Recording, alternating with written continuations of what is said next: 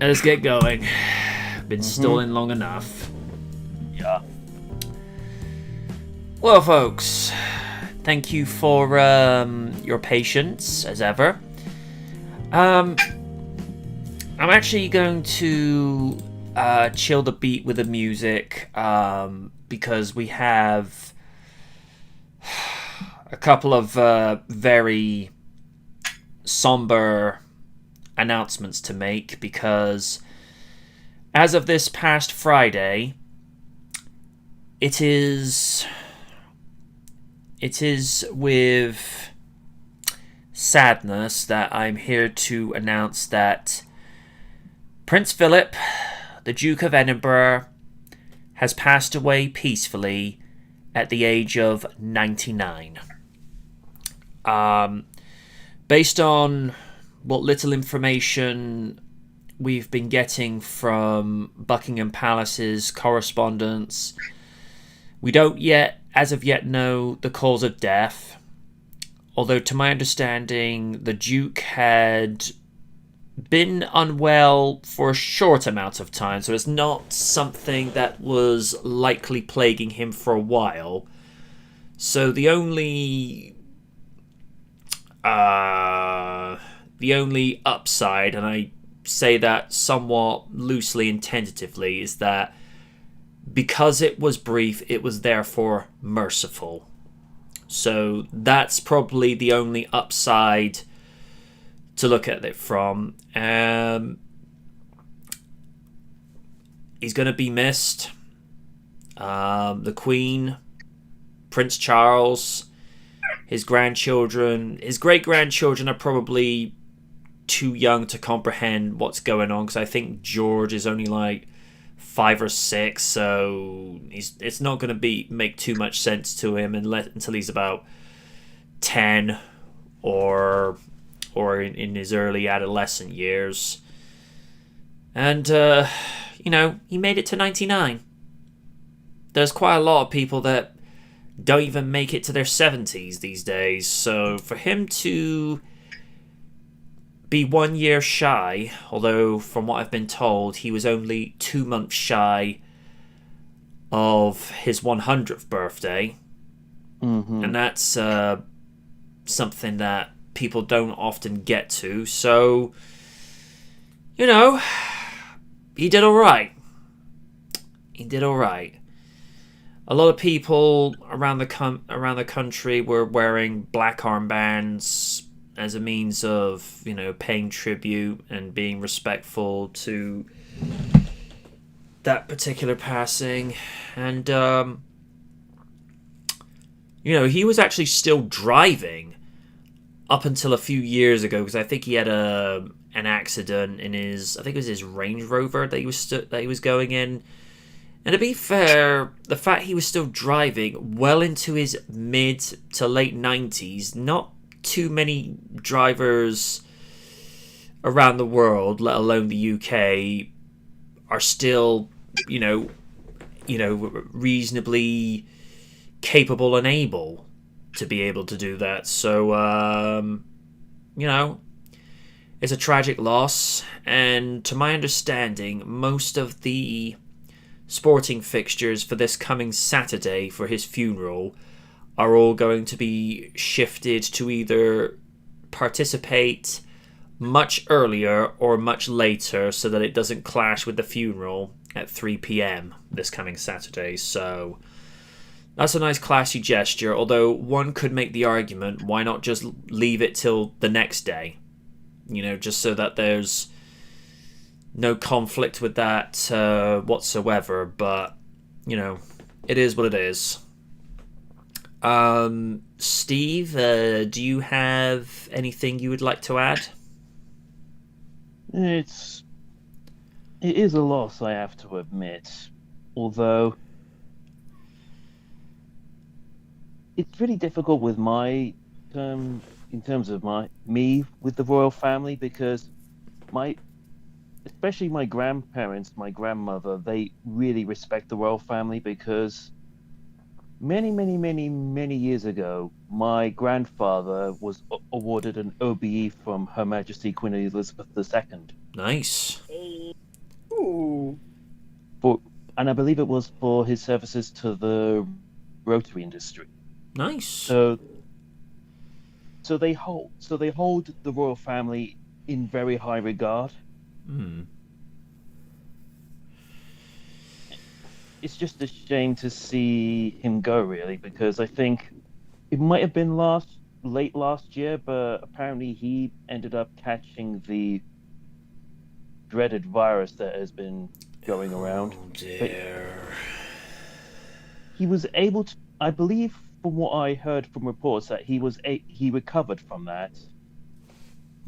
Whether it affected his health in some way, which led to his unfortunate passing, I'm not too sure at this point, and wouldn't like to speculate in. No, I was about to say, until we actually get confirmation of what it was or wasn't that took him at the moment, just, treat it as pure speculation, because it's all we can really do.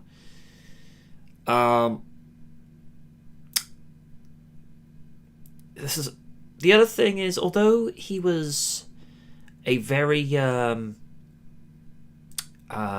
dedicated server, I suppose that's the best way to phrase it, to his country, because he was actually told he had to actually stop serving in the armed forces because of his relationship and his marriage to the Queen. Similar thing has happened with Prince Harry, because I don't know, we don't like to get onto politics, but I will say this as briefly as possible.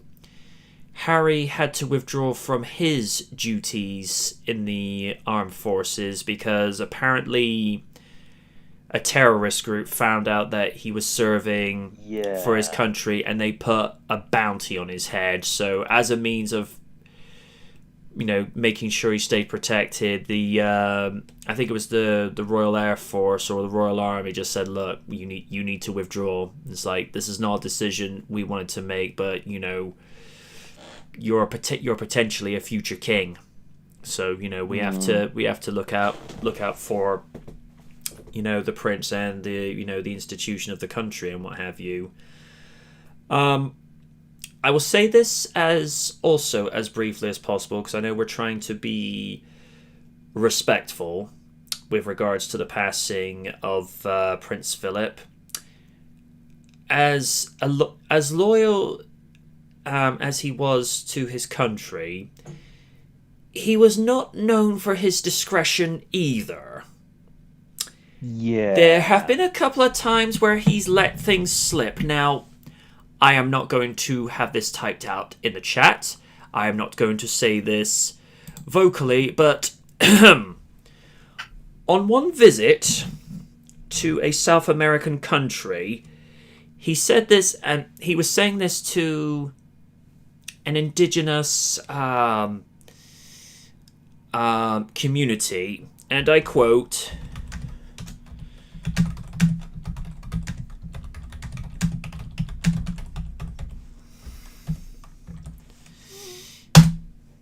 I am not making this up. Oh, dear. Oh, okay. Well, Yep. since I put this in the mean shit posting and your brother liked it, I'm going to do this here. I have no regrets. Oh, God.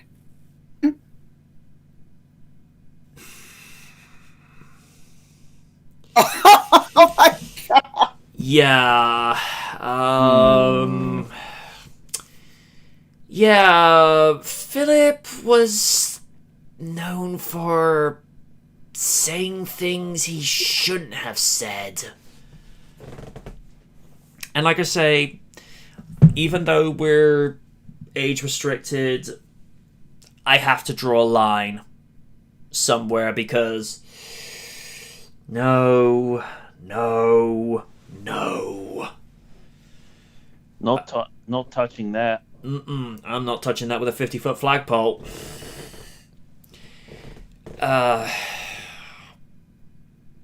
And one time they were doing like a photo opportunity with the royal family, I don't think he knew that one of the cameras was rolling and picking up the microphone. You could actually hear the Duke say, "Will you take the fucking picture already?" I'm like, Okay. I mean,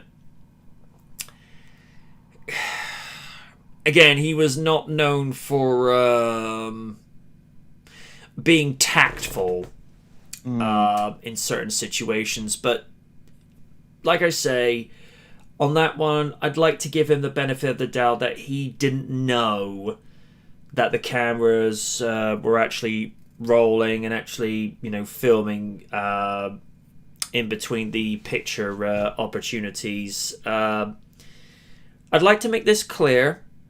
I am not slandering the guy in any shape, form, or fashion. I'm just merely stating verbatim, he was not known for being tactful, and as I've just typed out privately for my co-hosts, he was not known for, how do I say this accurately and discreetly, he was not known for not knowing when to say certain things. Make of that what you will. Lids, Raiden, do you have anything to add, really, or is this one kind of out of your area a little bit? Yeah, this is definitely out of my area.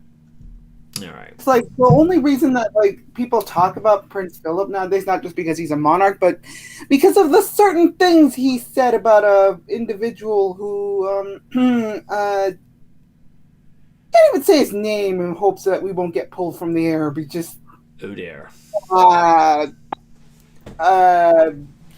He should have just kept his mouth shut. But again, he thought, again, he's royalty. He can get away with whatever he wanted. Okay, sure, Jan. Okay. Other than that, I got nothing to add. It's just I'm an American. There's a reason that we broke away from Great Britain. No offense. No offense to our fellow countrymen.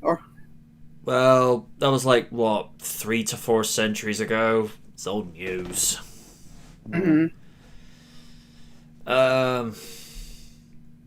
And of course, the other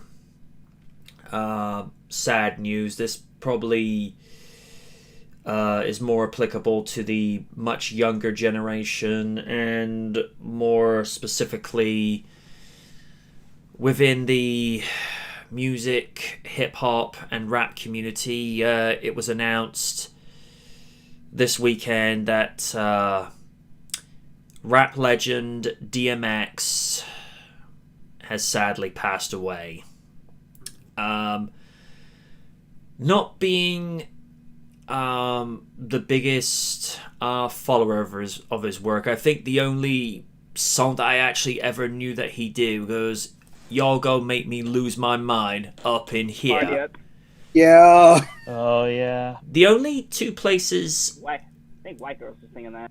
The only two places I know that from, it's the clip from Gone in 60 Seconds where Vinnie Jones's character is driving the Hummer, and I forget the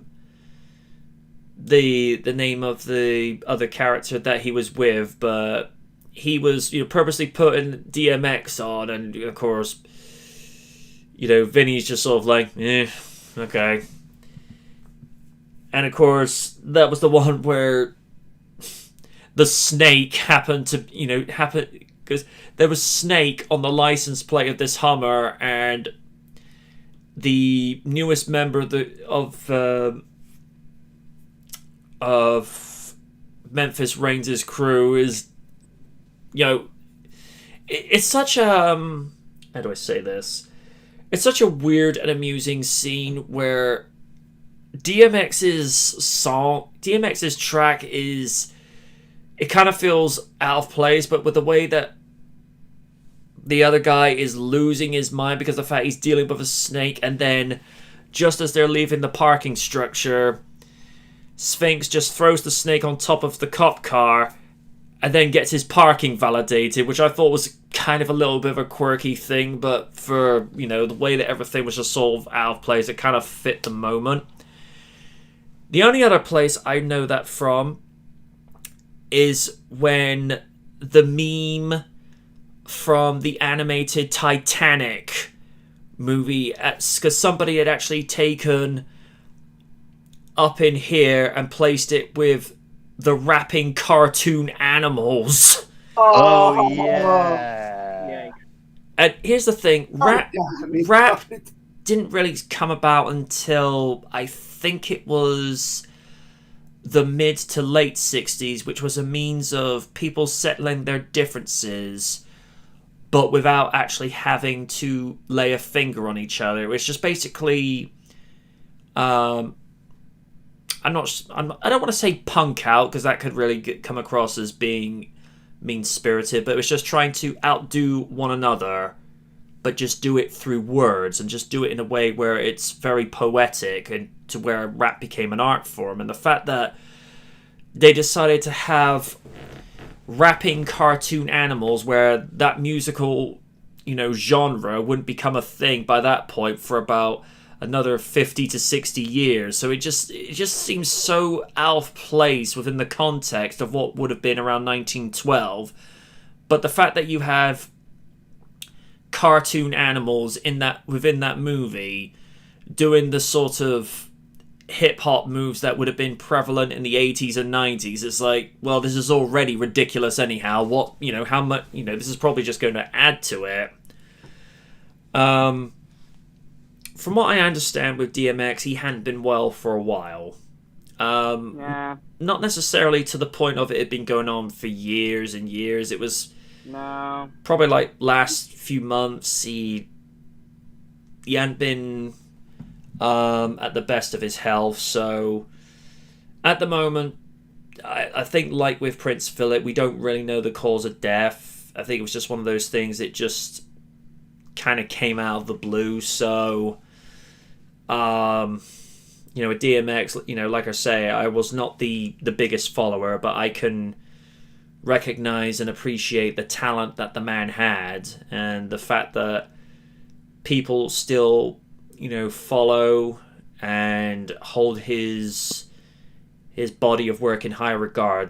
That's got to say something. So to DMX, I say rest in peace. Rest in peace, rather. Excuse me. Rest in peace. Godspeed. And hopefully you're in a better place right now.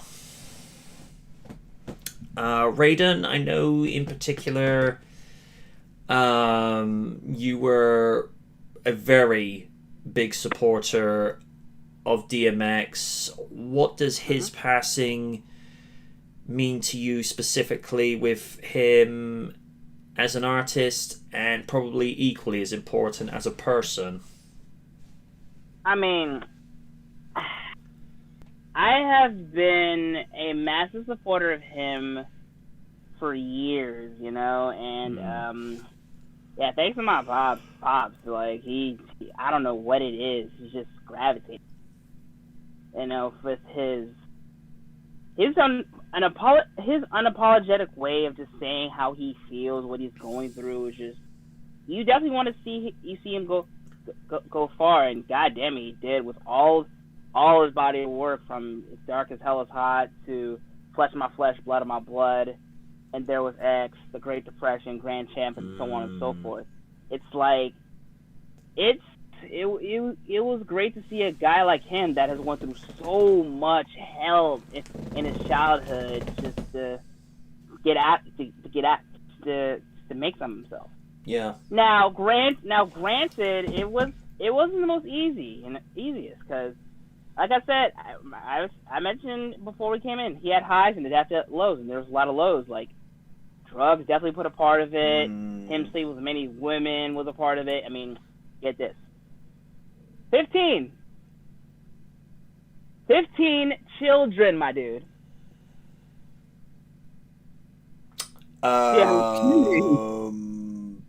Yeah. Damn. Yeah, man. Like I said, a lot of lows. You know, it's like you ever listen to friggin' what they really want feature Cisco? He will list all the chicks that he's gotten with. I mean, fictional or whatnot. That's how it is. But you know, despite all that, he has gotten through with it. Yeah, back then before he wasn't big as he used to be. I mean, even during those times when he was at his peak, he didn't know how to handle it. But handle things. But he always goes to the man.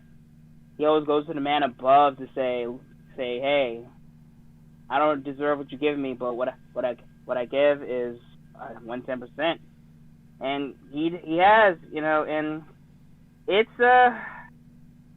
I'll admit, when I heard about this news, I'm like, it's time. But I'll admit, he's fighting, but despite my excitement, I knew the time was gonna come. You know, he passed. Yeah, there was a sadness towards me, but all I did instead of just, you know, grieve is just celebrate his life, and especially with all the movies he's done, from Romeo Must Die to Exit Wounds to Cradle to the Grave. I mean, those are basically hood classics mixed with martial arts. I mean, that I basically call that the urban martial arts genre. So just going back to those movies, it's just fun to see, just to see, hey, the guy has range, just like Tupac back in the day, and Yeah. just to, you know, yeah, I am sad that he's gone from this world, but I think I said this before we came on air. Even though the physical body is gone, the spirit is still there. And hey, when you grew up in that era he was in, just be happy that, you know, he was there to entertain and all that. So my final most is R.I.P. to Earl Simmons, aka DMX, Darkman X. Hey man, see you when I get there. You say that he fathered 15 children.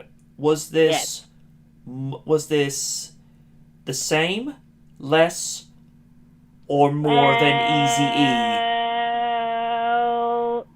There were multiple. I don't know the full bless, but I know he had 15 kids. So there you go.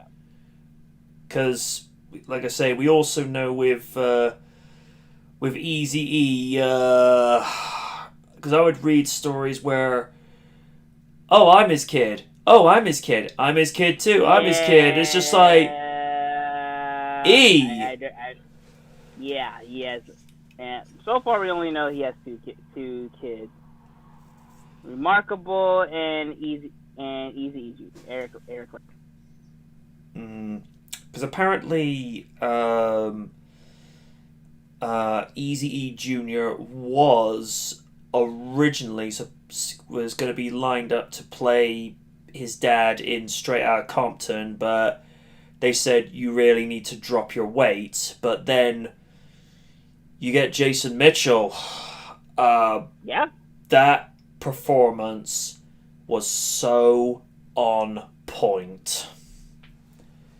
Almost like, because I remember looking at interviews from around that time where Dre would actually take himself out of the room because it was eerily so much like what he remembered from that dark time in '96. So was it 93 or 96 that he passed away? 93. I was gonna say, I sort of had to correct myself there, but jeez.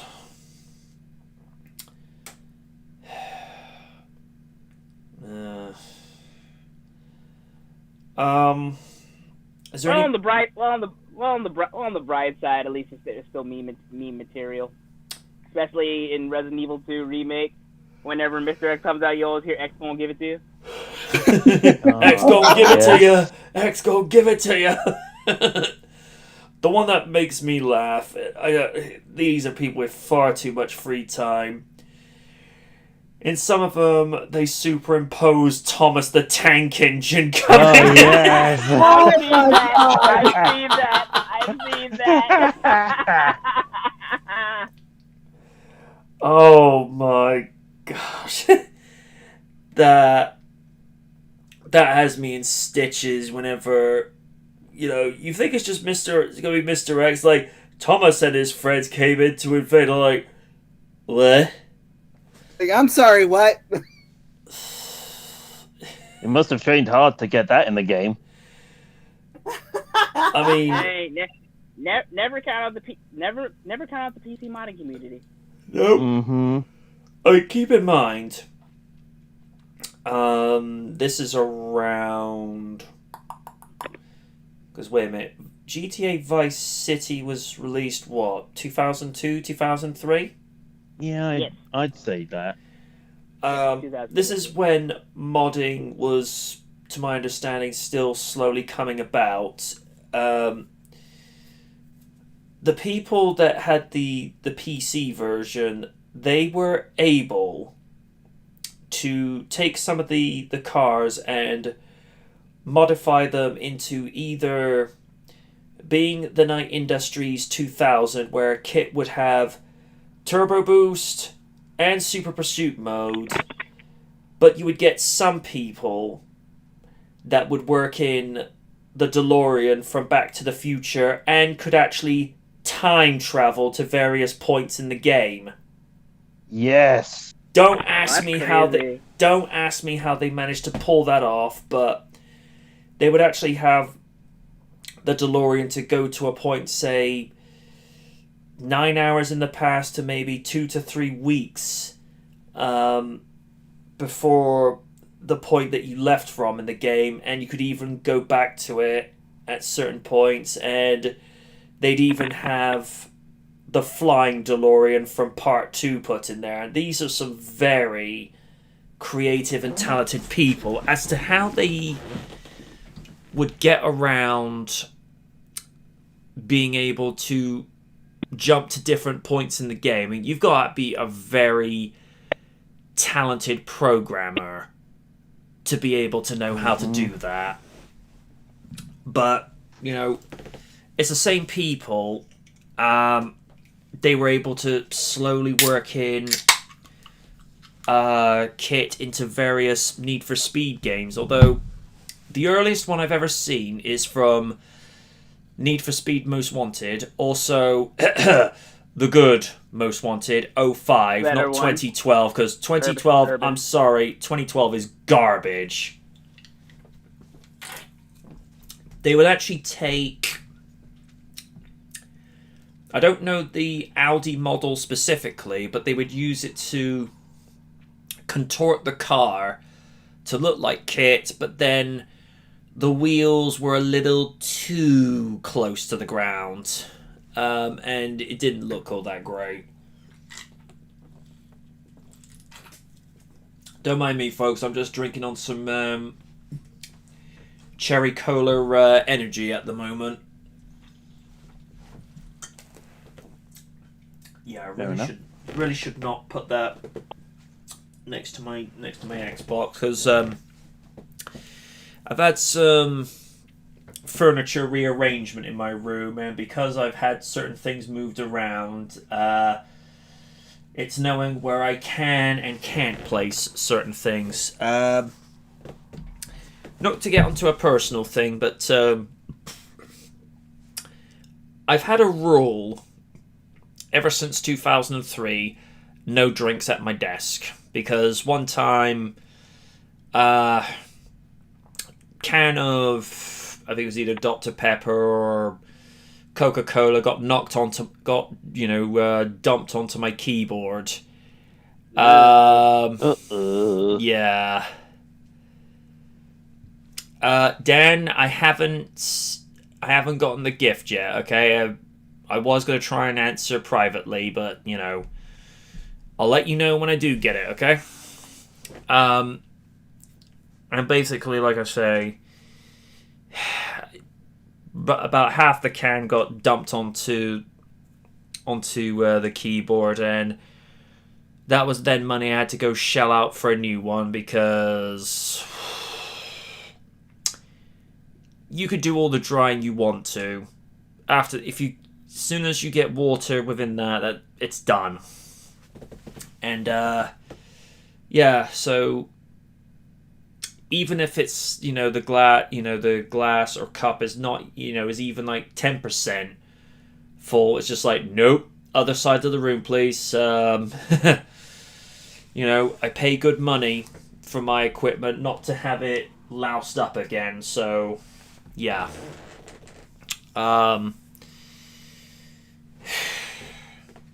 the plus side, my TV's actually at a much better height for me to watch it if I'm, watching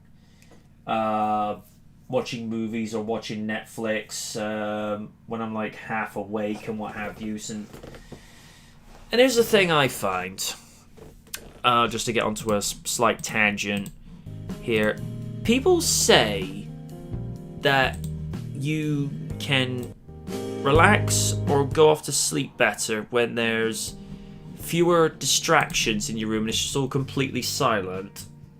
I find with me, that's the complete opposite. I can't fall asleep in total silence in my room. I need distractions just to be able to sort of lull myself into a much more relaxed state and just fade away into sleep. I find if there's no light and there's no sound, I actually get a little bit uncomfortable and tense as a result. Whereas if I'm falling asleep to say, I don't know, the biggest sleeping pill of them all, Jurassic Park 3, I'm like, okay, I'll be out in about half an hour. Or if I'm watching stuff off of Netflix like Camp Cretaceous, or falling asleep like I mentioned last week as I binged watched the entire series of Friends, I find it's easier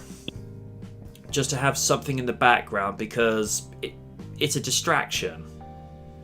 It's something that my mother tried to sell me on back in the day, because she'd go and say, oh, it's real easy to fall asleep. Just put your head on the pillow, close your eyes, and you're gone. I'm like, yeah, Mom, small problem with that. You're talking to somebody who has OCD, is an overthinker, and has a high IQ. We can't turn our brains off that easily. And like I say, I love her to pieces, but there are times where I'm like, Mom, you don't know what you're talking about. But as most of you can appreciate, you can argue with your mothers all you want to, but they won't listen. No. Although I would school her on TV and movie trivia, and she goes, why do you know all these answers? I'm like, if I was answering her today, it's like, I'm a nerd, it's what I do.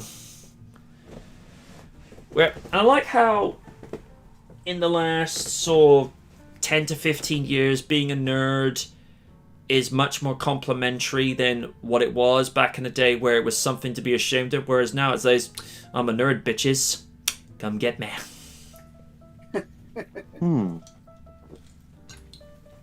Or, like I said, during the 34th anniversary review for Back to the Future, it's just like, and our response to when being called a nerd these days is, your point would be what? Because you're effectively just kissing our asses.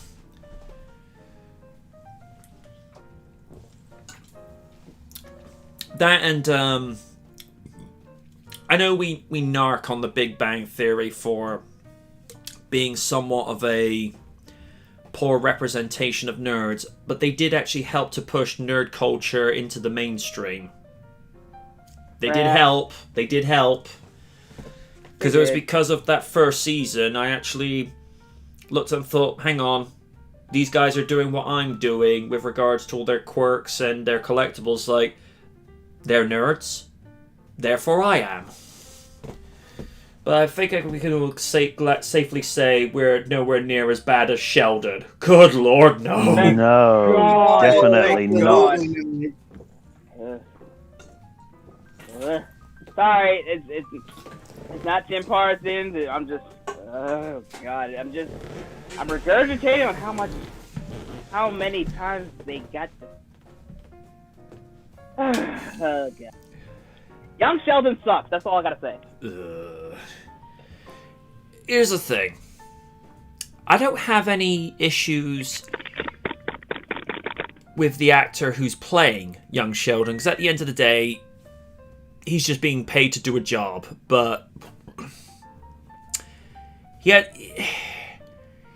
not only has an irritating attitude, but the actor himself, let's just put it this way, if we were all the same age as he's depicted as, 11 or 12, we'd probably ask him for his lunch money. Because I think there is some level of truth. When you get to that point where you're that intelligent on genius level, you think you're better than everybody, but as Sheldon's mother pointed out in the episode where he got fired from the university before she managed to get his job back, it's like, it's okay to be smart than everybody else. You just can't go point it out to people. Why not? Because people don't like it. So much truth. I mean, I think one of the best advice this particular actor gave, even though he himself is known to be a slight egotist, is Jason David Frank would always preach the mantra of always be humble.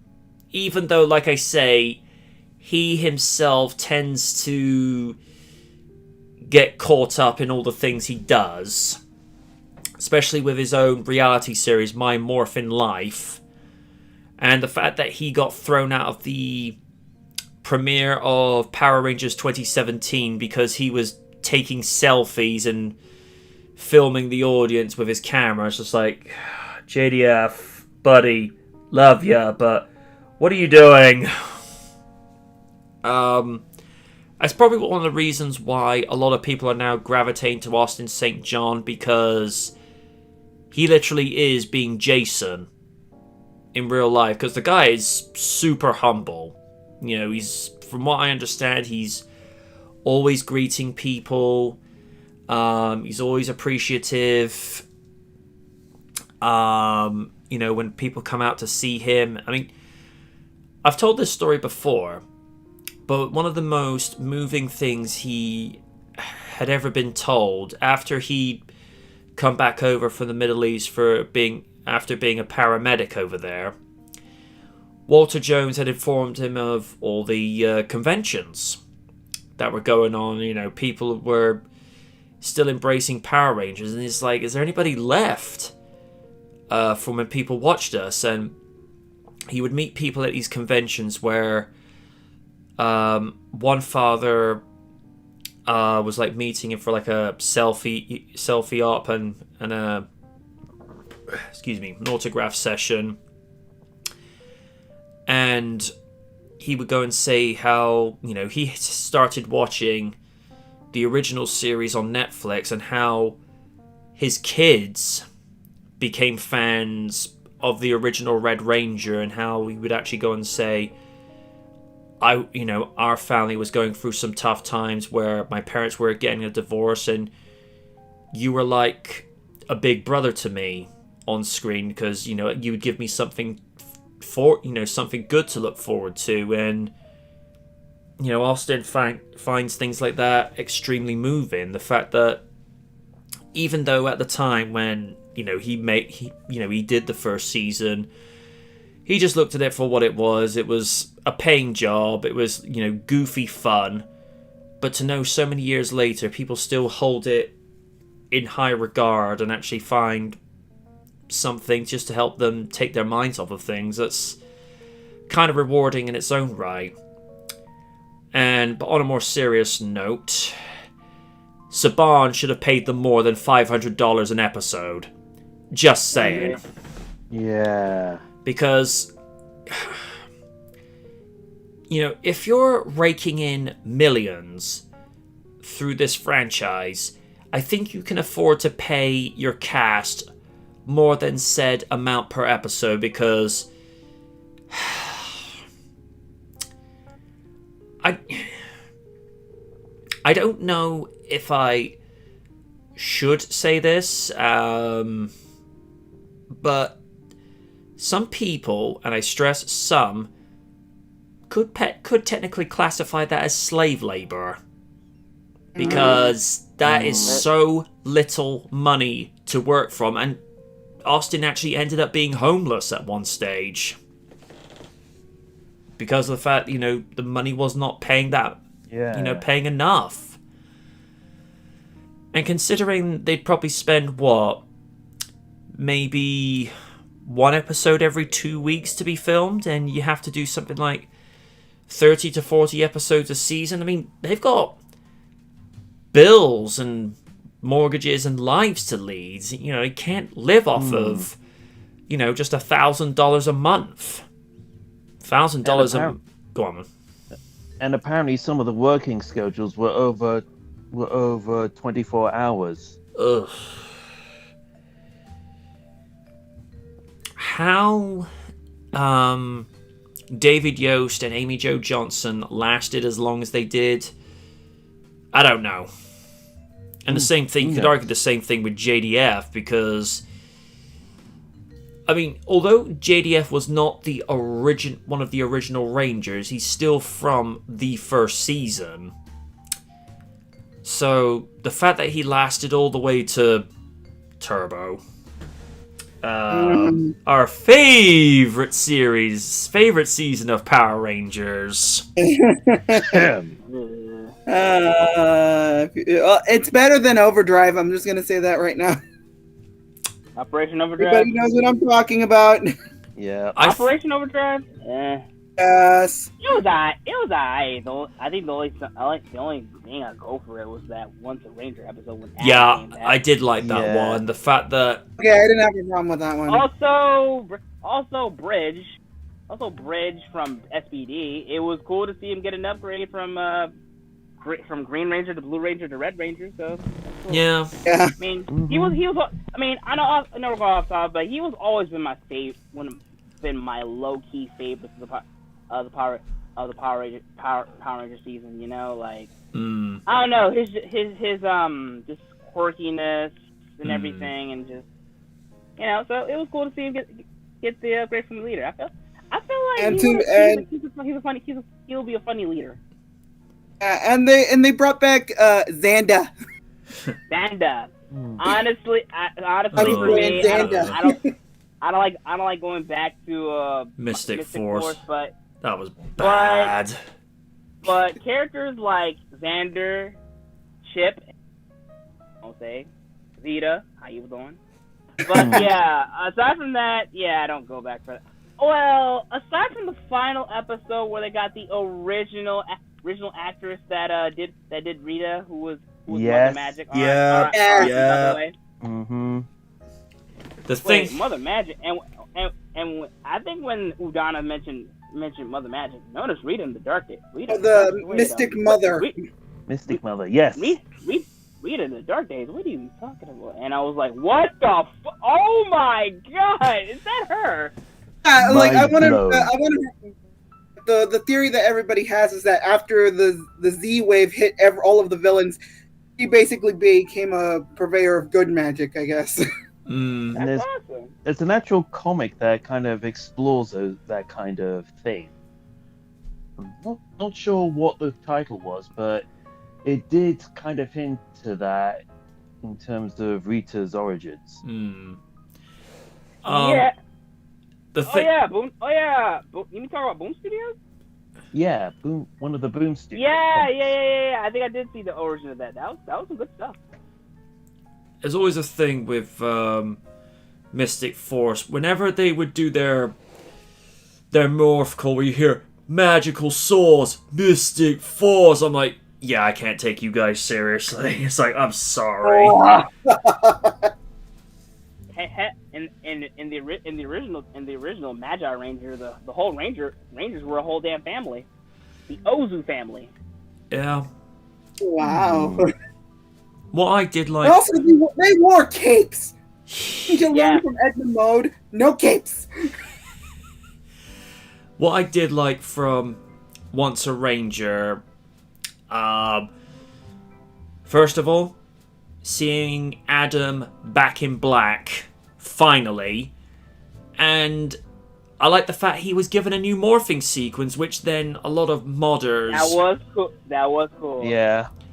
I mean, it was cool. It was cool, especially in '98 when he got a bad power coin. But just to see that after a couple years later, it's like, okay, you got me. That was good.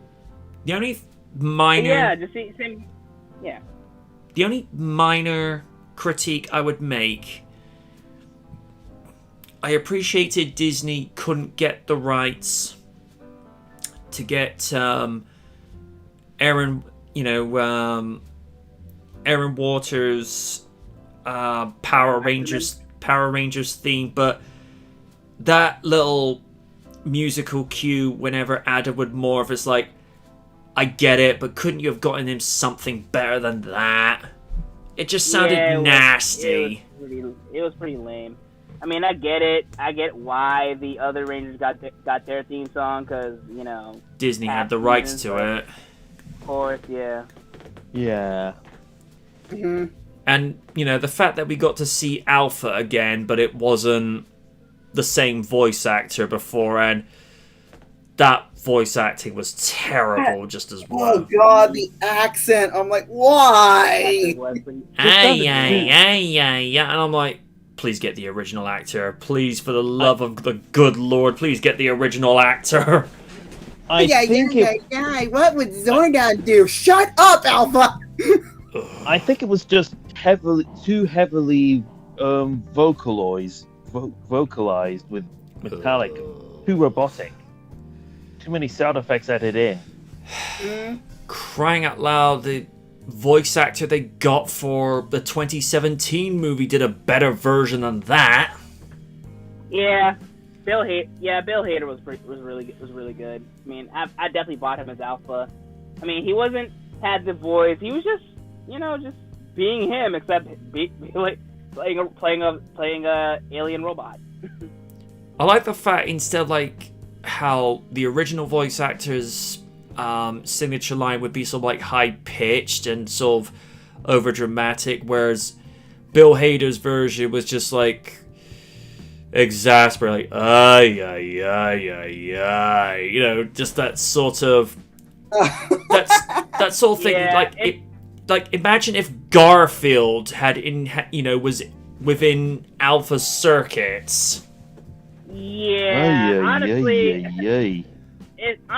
if anything, I would have took him. Well, no, highly paid actor, blah blah blah. But if there was like a series of that, I would take Bill Hader's Alpha any day. Oh yeah. The only thing, kind of like how in the Thundercats 2011 remake, why Cartoon Network? Why did you fucking cancel? Anyway. Because money, that's why. I know. But yeah, I mean, I love the original Thundercats. I know I'm going off topic again, but that's us. But anyway, yeah. In the original Thundercats, which I still love, Wily Cat, of course, annoyed the crap out of me. But in the 2011 reboot, they made him adorable, especially Snarf. Yep. So that's the way I see it. That's the way I see it with Alpha in the 2017 movie. They made him a little bit more snarky and less annoying. Yeah. I don't know what they're likely to do, because I think because this year's the 28th anniversary for Power Rangers, so I don't know exactly what they're going to go for, because the most recent... Go on. I say wait until they do the 30th anniversary. Yeah. I think that's when they're gonna go all out. Until then, we're just gonna enjoy what Boom Studios is doing, and Dino Fury, which so far I actually enjoy. It's pretty fun. Also, I'm still waiting patiently waiting for the new episode for Power Rangers Unworthy, because good lord, the way they did that story, I'm like, okay, I need more of that. And the actors playing the characters, they're really chill to talk, really cool, especially the Kimberly's actor. Yes. Excellent. I just love her punk look. And the thing I like that what was done, with her and Tommy, it was done as a same-sex relationship, but it was done in a way where it felt natural and it wasn't being forced onto the audience, because it had the same dynamic as JDF and Amy Jo Johnson, but again, like that, it felt natural, and the chemistry between those two actresses, it was on point, perfect. Mm-hmm. You gonna say, Rain? Oh, yeah. Also, what I liked, especially with the last episode, Rock, the guy who had played Rocky, he definitely brought a human side, especially how he had big shoes to fill. It was Jason as Past Ranger, so that was cool foreshadowing. Well, also at the end of the last episode with freaking Kimberly gaining the dragon dagger, and the whole look she had. Oh my god, I cannot wait what she's gonna do with that. Mm-hmm. Well, to be fair, if they'd ever done this in the original series, Kimberly with the dragon shield on her costume would have looked quite impressive. But then again, you can kind of put gold on anything, and it works. Yeah. I mean, because even Zack had the shield, but that was because of that. I think it was an oyster monster, because that was the episode. Yeah. Because that was the episode where the Megazord went underwater. It was actually sort of interesting to see the two Zords doing battle with the monster beneath the waves, and you just sort of see Dragon Zord sitting there, and it's only when Tommy just plays on the flute, he's like, huh? Oh, there's a monster. Oh, okay. It's just sort of like, it's almost like he was just sat there, and then all of a sudden it's like, oh, monster. Okay, I go do stuff now. They needed to do more episodes like that, but, they can only work with budgetary constraints. Well, that and they can only... That and they can only work with what footage they had from Super Sentai, so... Yeah, I mean, hey, for what it's worth, a part of me wish they adapted the other season. I keep getting I'm still trying to watch a little bit of it. Die Ranger, there it is. Ranger. I would have loved to see the adaptation of that, but for what it's worth, I understand why Bandai still stuck with Dino Range, because you show them new Rangers, like the kids watching, it's like, wait, where are the people that I've seen before? I understand, but it would have been cool to see. Yeah.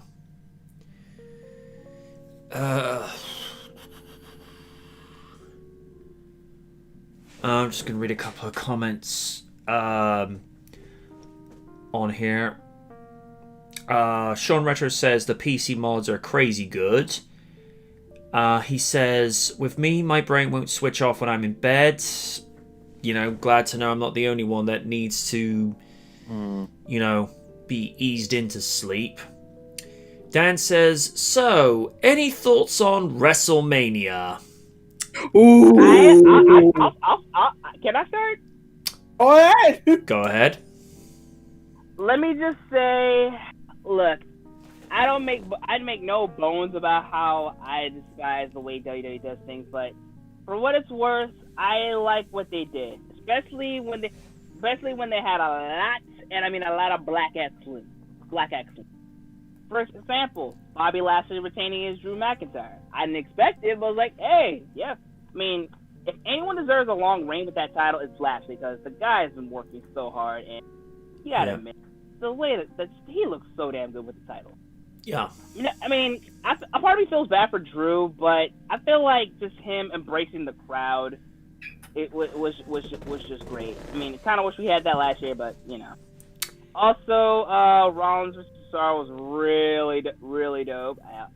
Just the fact that Cesaro could do all the moves that he used to do back in the Indies was great. Almost. Wow. I was super impressed with him in that tag title match against New Day. That was great stuff. The way he just manhandled both Woods and Kofi was just whoa. And yeah, the main event. Oh my God, you have no idea how fucking proud I am to see two black women in Sasha Banks and Bianca Belair killed it, and see Bianca Belair get that WrestleMania moment. For me, that's what WrestleMania is what it's truly about. Having that moment instead of just instead of just showing a moment that looks good on paper, but in hindsight, you just don't. Yeah. So the way I was happy with the matches that I cared about. The other matches, even though I did see some highlights. Bad Bunny did really good. Yes. I was definitely I was impressed. He did great, and the dive he did, it was much cleaner than what he did at the Royal Rumble earlier this year. Well, where I marked that as he did a Canadian destroyer. Yeah, that tripped me out, but yeah, honestly, for what's worth, I mean, despite the stupid delays, I mean, they were padding so hard. Yeah, it was just so refreshing to see a crowd. Yes. Like I said, to say what I said, I make no bones about how I don't like WWE's decisions, but just to see a crowd again. WrestleMania night one was pretty decent. Let's see what the other night. What do you make of the fact that Apollo Crews has challenged Big E to a Nigerian drum fight? Listen.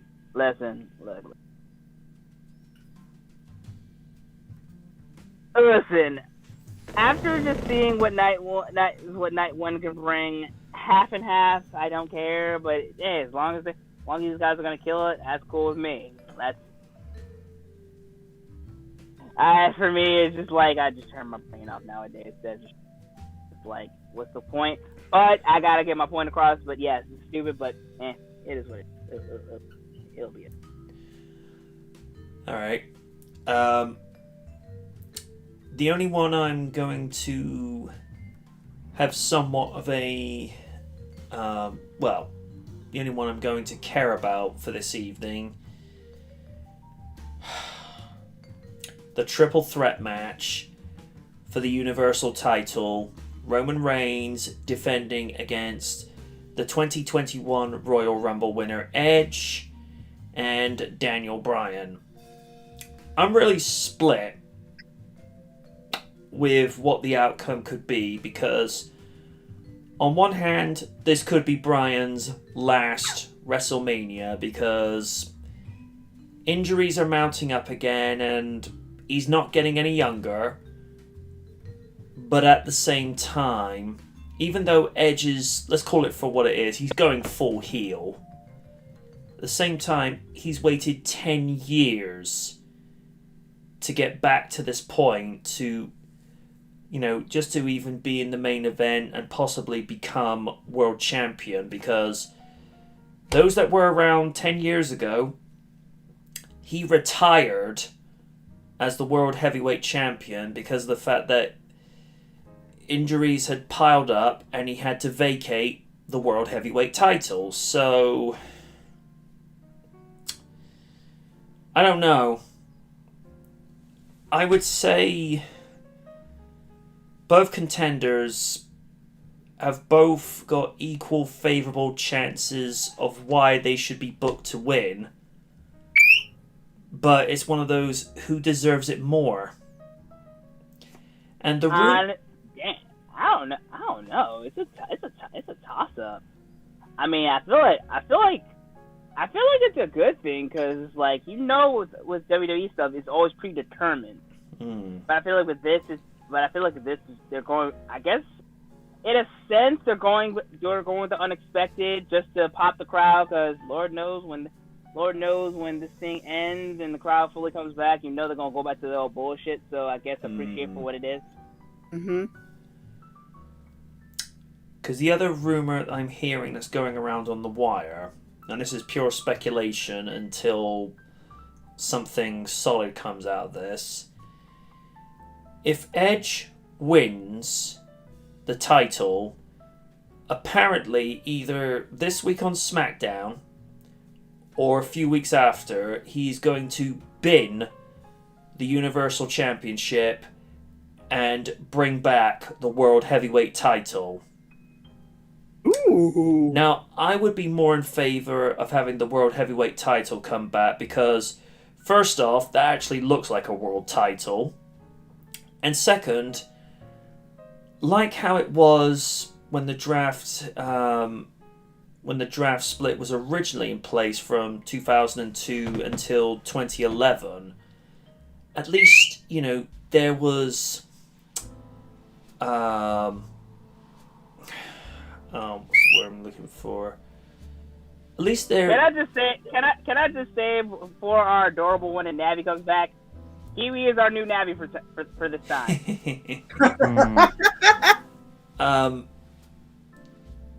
I know that we kind of narc when diversity is said or oversaid, but to be able to have like distinctive difference between the designs of the World Championships on both Raw and SmackDown. At least, if this was like 2005, it's like, you go to Raw, you got the WWE title, or you go over to SmackDown, it's the World Heavyweight belt, and they both look different. Whereas what we have on Raw and SmackDown, they're basically recolors, and that's just lazy. I mean, even way back in the day, you had titles that actually looked like world titles. I mean, say what you will about Hogan, back in the day, there was a couple of titles that he had that looked great, especially, the classic winged eagle design that him, Bret Hart, Shawn Michaels, Stone Cold, Yokozuna, Diesel, Bob Backlund. They look good with that belt. And of course, they had the giant winged eagle one. And then we have my personal favorite, the Undisputed Tab Design. That for me. Aside from, like, I don't know, I guess the old school NWA World Title, that's still the greatest looking World Title design ever. I mean, it just looks so it looks so simple, just an oval design with a little bit of the eagle, with the world, with the globe on the. Oh my God, it's everything to me. And that, for me, was the last world title in WWE that actually looked like a world title, because with John Cena's spinner belt, I thought the deal was going to be the same sort of principle as Austin's Smoking Skull belt. It's like, it was just a customized title belt that Cena would have whilst he was champion, and then, when Edge took the belt off him, I thought, okay, Edge is going to have the old WWE title look, and they're like, nope, we're keeping the spinner belt, and I'm like, really? I mean, over the years, I got over how that looked. At least it was unique and much better than the design that we got now. Yeah. I'll admit, I'll admit, I would not mind design if it wasn't duplicated. 'Cause good lord, I don't know what crack they smoking to make that shit looking the same with the SmackDown Women's Belt, Universal Belt. It's like, pick something different. Please. And look, I'm gonna talk all the shit in the world how I feel about NXT nowadays, but at least the belt looks a little bit. The World Title Belt looks much decent, especially in NXT UK with the UK title design. Like, that's the most prettiest looking design I've ever seen. Yeah. Hell, even their tag belts looks better than the tag belts that they got there. Yeah. I mean, the way, you know, I mean, this was like years ago when I think it was like 05, 06, when I used to be part of the Soa City forums, because it was like the Wild West in the early to mid 2000s on that message board. Okay. I'll be right back, guys. I got an emergency. Oh, sure. Okay. The way, you know, I had to sort of have distinction between the belts. Raw would have the Women's Championship, but SmackDown would have the Femme Fatale Championships, because they're just being lazy now by saying, oh, this is the Raw Women's Championship, this is the SmackDown Women's Championship. It's like, I mean, yeah, I agree. I mean, I'm in the process of planning a picture action figure wrestling federation, and I don't know, for a future belt, especially, like, I don't know, I'm just planning designs because the way I have with belts is like, especially like, you know, with the tag belts, women's belt, I'm gonna have that shit like cross brand instead of just having like, you know, just the SmackDown women's belt and all that. Just like women's world championship, the WWE World Tag Team Championships instead of just like that. And I think for like Raw and SmackDown, I'll just keep like, you know, their respective. Like for Raw, it's like the US belt. I'm still keeping that. And SmackDown, keeping like the IC belt. Yeah, I don't know. It's like you have to like differentiate your stuff instead of just like having just like Raw, SmackDown. I definitely agree with you on that. Like for me, for like a secondary women's title, I would call it like, I don't know, the Platinum X. yeah, Title, Platinum X Women's Platinum X Championship instead of just women's belt. see, I liked the setup that was originally put in place when the brand extension originally started in April of 2002. The Undisputed Champion and the Women's Champion would be exclusive to both brands, but then you'd have the subsequent hardcore European, Intercontinental, and Tag Team titles exclusive to whichever brand had, you know, won the rights to actually keep that. And I feel like when they said, oh, we're starting the brand split again in 2016, it's like, okay, here's what you do, guys. Free of charge. All championships are exclusive to both brands, because that way you're not having to make up multiple belts. You can have... Because I liked the idea where you could have, you know, The Undertaker being the Undisputed Champion, but because he was from Raw, he could go over and compete with those on SmackDown. And then you get Rock winning the belt. Rock was SmackDown, but he could come over to Raw. And I liked that idea. And That was cool.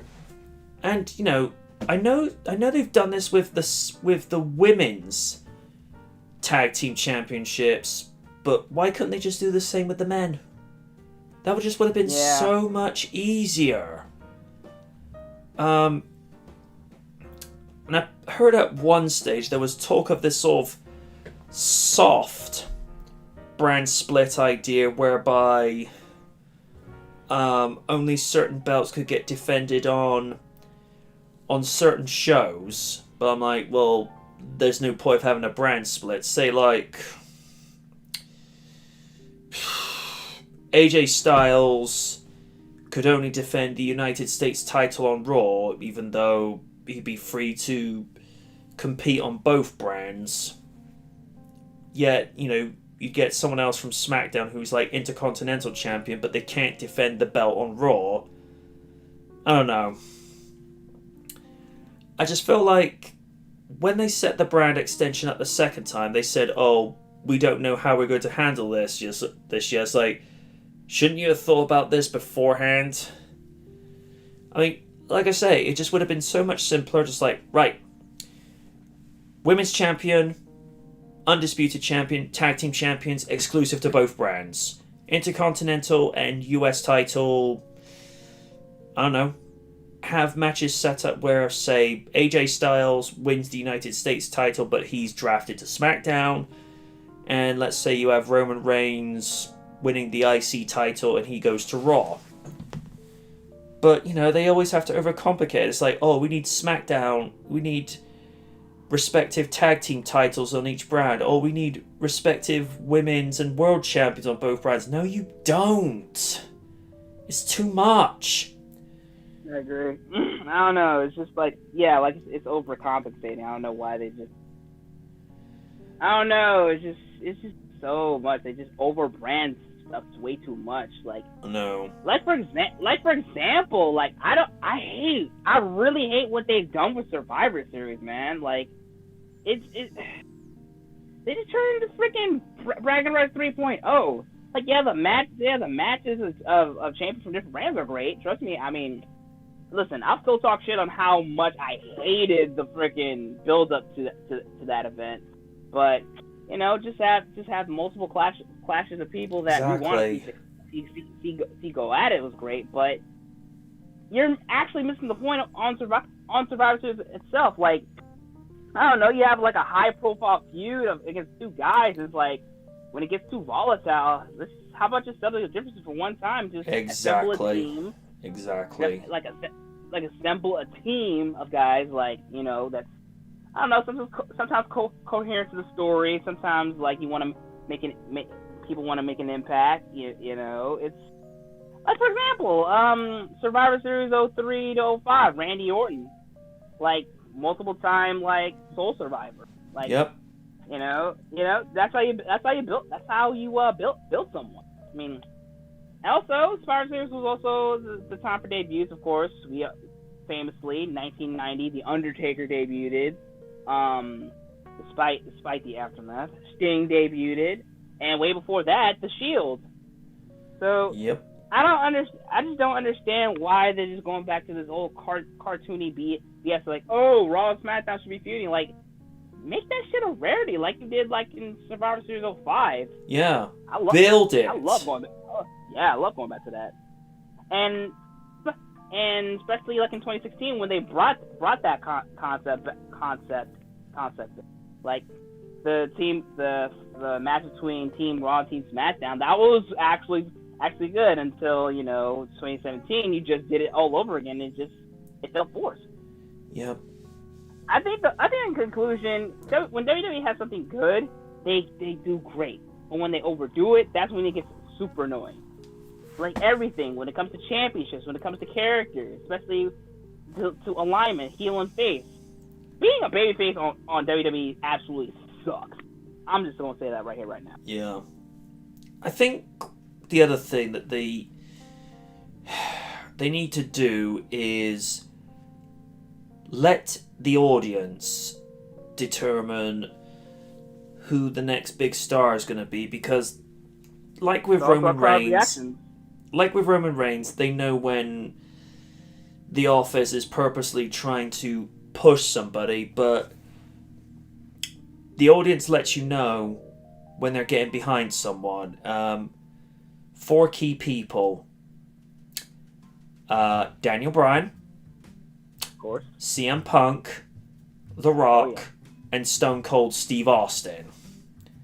Because the customer is always right.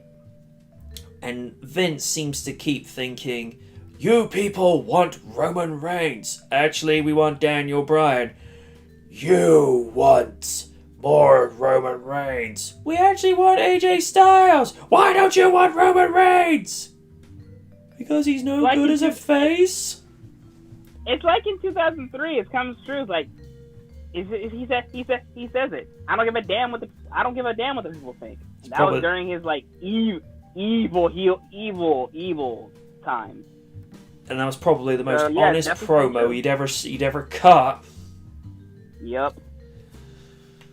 Has to be said, that was like Angle's second run as a baby face, but that was done reasonably well considering he'd just come back from successful neck surgery that for other people it would have kept them out for a year, but because he'd gone for this new neck surgery that just chipped away from bone spurs and not having neck fusion done like Scott Hall and Steve Austin, he was back within 3 months. Yeah.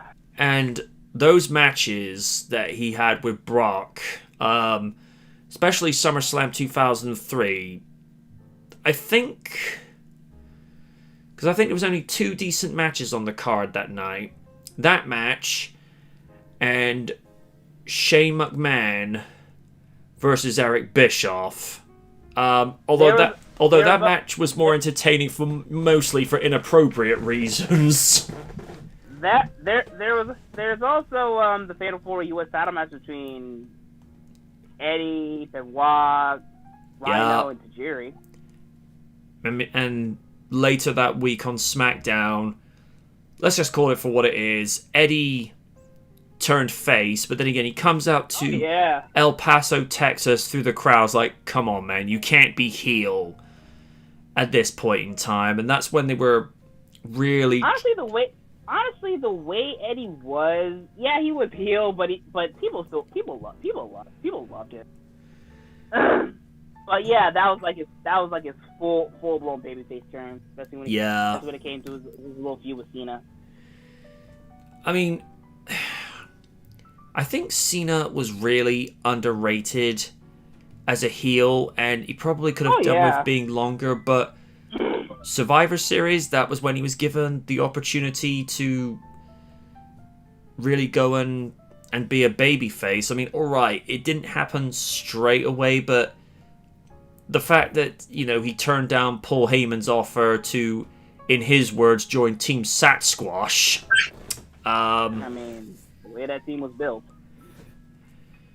I like how he was like cutting his promo for like the opening match for Survivor Series 03. I wonder if I can trade 4 partners of my stable for a one night with Sable. Now, to be fair, in those days, Cena was a savage on the mic. Oh, most gas.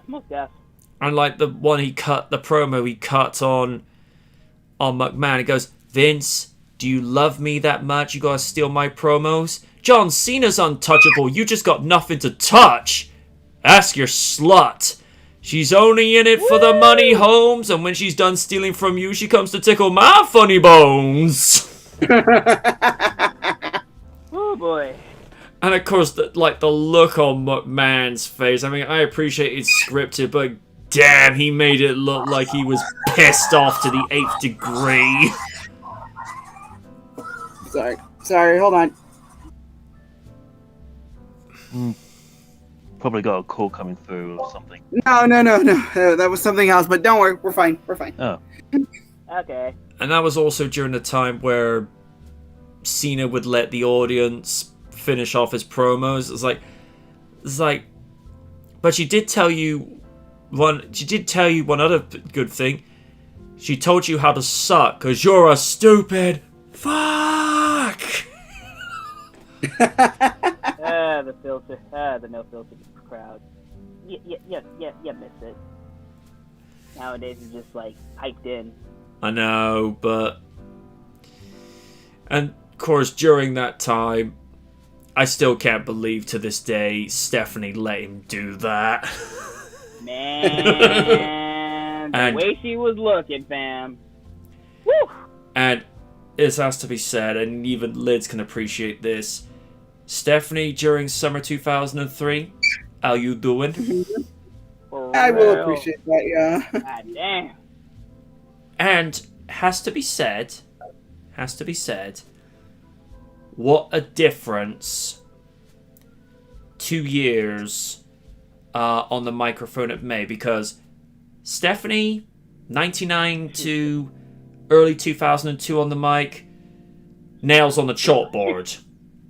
God damn. Stephanie, during her first year as GM, you'd be forgiven for thinking it was someone completely new, because she was nowhere near as eerie and nail-bitingly awful on the mic. She had toned down the whininess, and there was still that rasp in her voice, but it was almost like she'd been sent to like vocalization lessons, for lack of a better description, because when you heard her on the mic, you're like, okay, this is tolerable.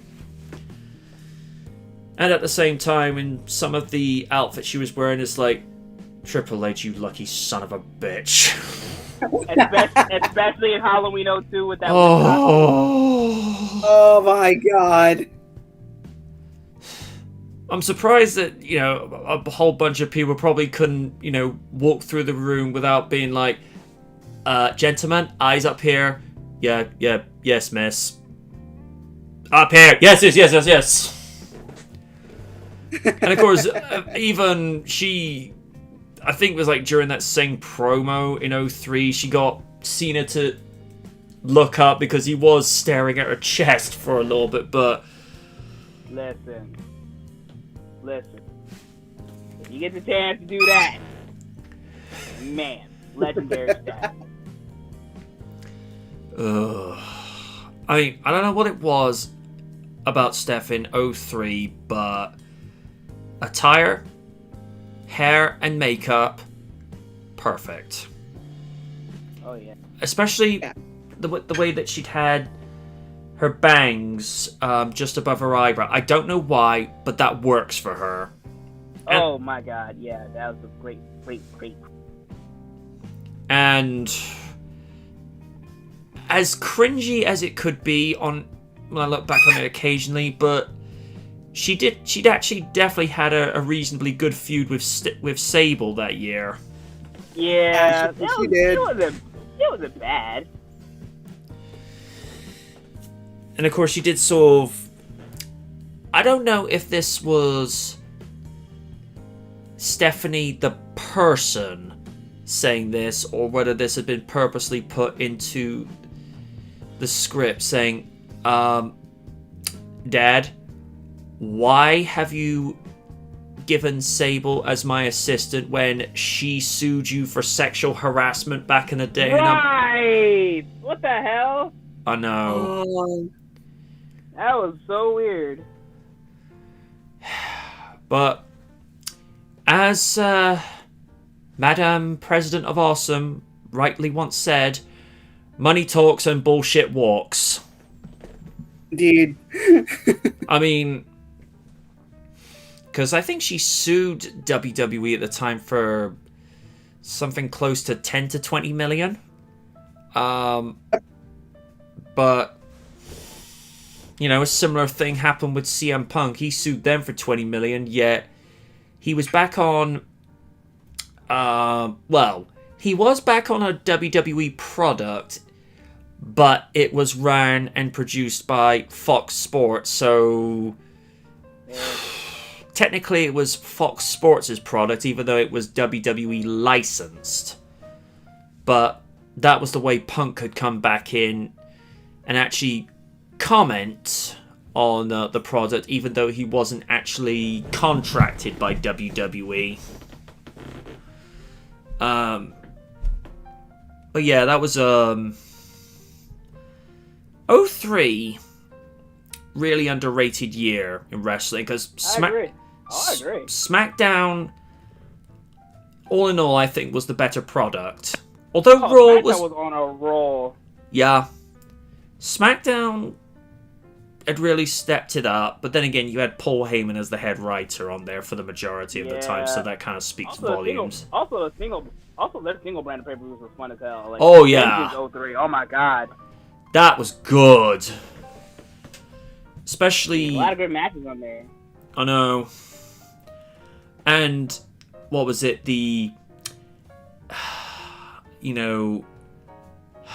I think it was the tag title match between Billy Kidman and Rey Mysterio versus the world's greatest tag team. I agree with the crowd when it was like a 2.5 count that Mysterio would have won the match, and the crowd chanted bullshit. Yeah, it was. Yeah, that match itself was just so high octane. Just God bless Paul Heyman for like really pushing the cruiserweights. Yeah, Doing big things along with not only just Rey Mysterio, Billy Kidman, but Tajiri.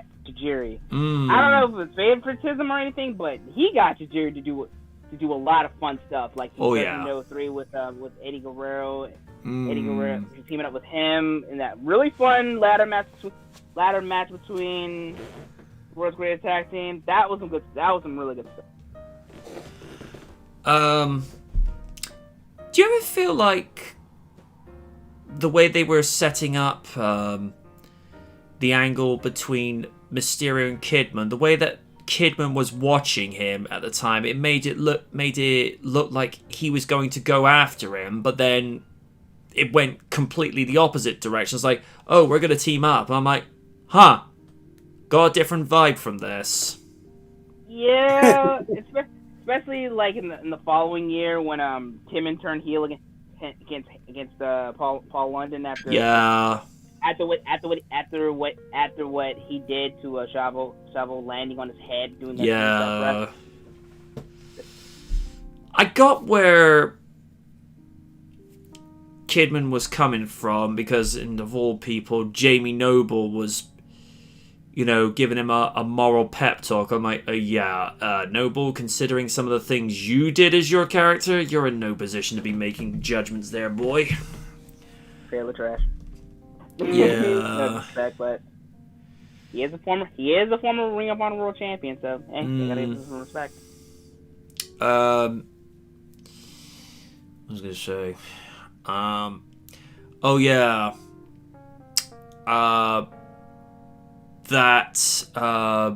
not sure if it was No Holds Barred or Street Fight, but Zach Gowen versus McMahon. Damn! That was brutal. Damn, Vince knows how to play, because god damn. I know. And, even though that was like Zach's first match on pay-per-view, nothing but respect for that kid after that match. Yeah. But apparently he was a complete ass to people backstage, which is probably why they. Yeah, he had too much spotlight. I mean, he would.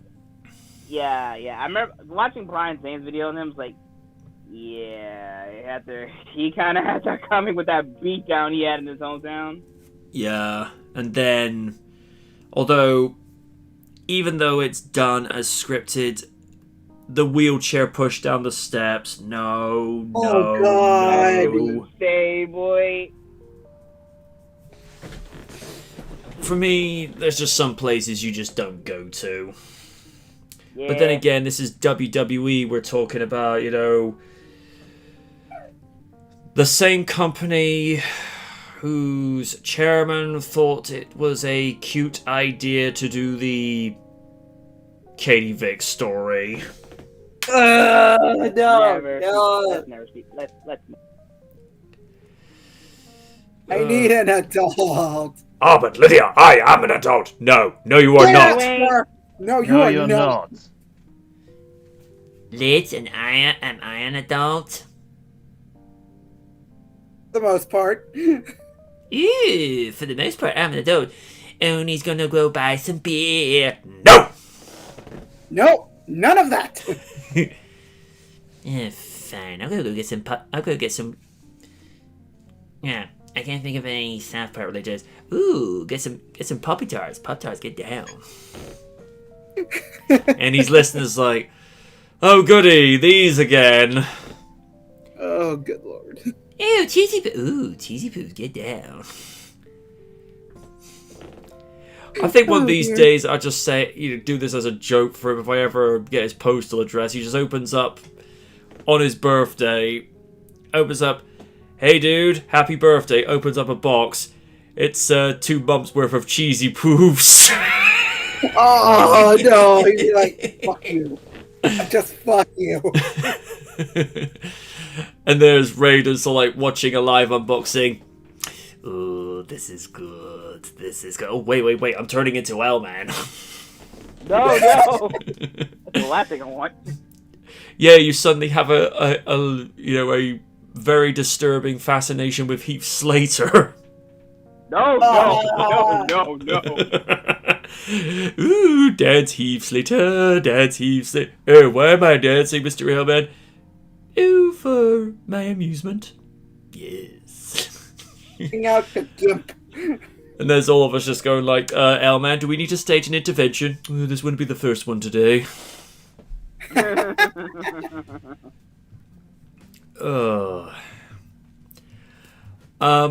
On a different subject, for all good things, those living in the UK, so Sean Retro, this will be prevalent to you. If you, or someone you know, is a frontline worker or an essential worker, until the end of April this month, all frontline workers get 50% off at Krispy Kreme donuts. Y'all lucky as hell, man. Oh my god. Yup. What that basically means is, if, say, for example, you're a cop or a doctor, walk in with your ID badge, and this only works on boxes of dozens, just so you know, you can't do this on individuals. A box of a dozen, so let's say the Cookie Cravings assortment, it would be £14, but then it becomes £7. And same thing if, say, you work at Tesco's, you work at Sainsbury's or Waitrose. Show them your discount card. Bada bing, bada boom, all done. Sean says he works in retail. Dude, as long as you're working, like I say, as long as you're working in, say, something like green grocery and what have you, or, because supermarkets are considered retail, then you qualify. And just to rub further salt into the wound for Raiden, they not only have Oreo flavoured donuts, but they also have cookie dough flavoured. Oh, God!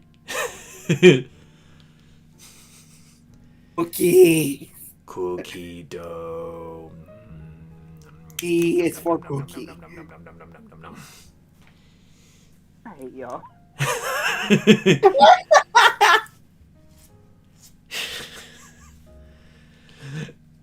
Yeah. Love, but still.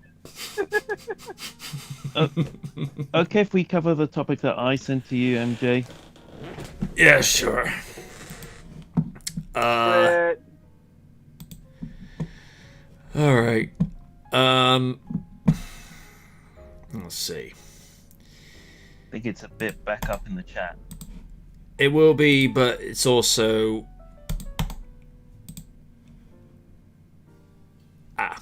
Right. Finally get to post that in.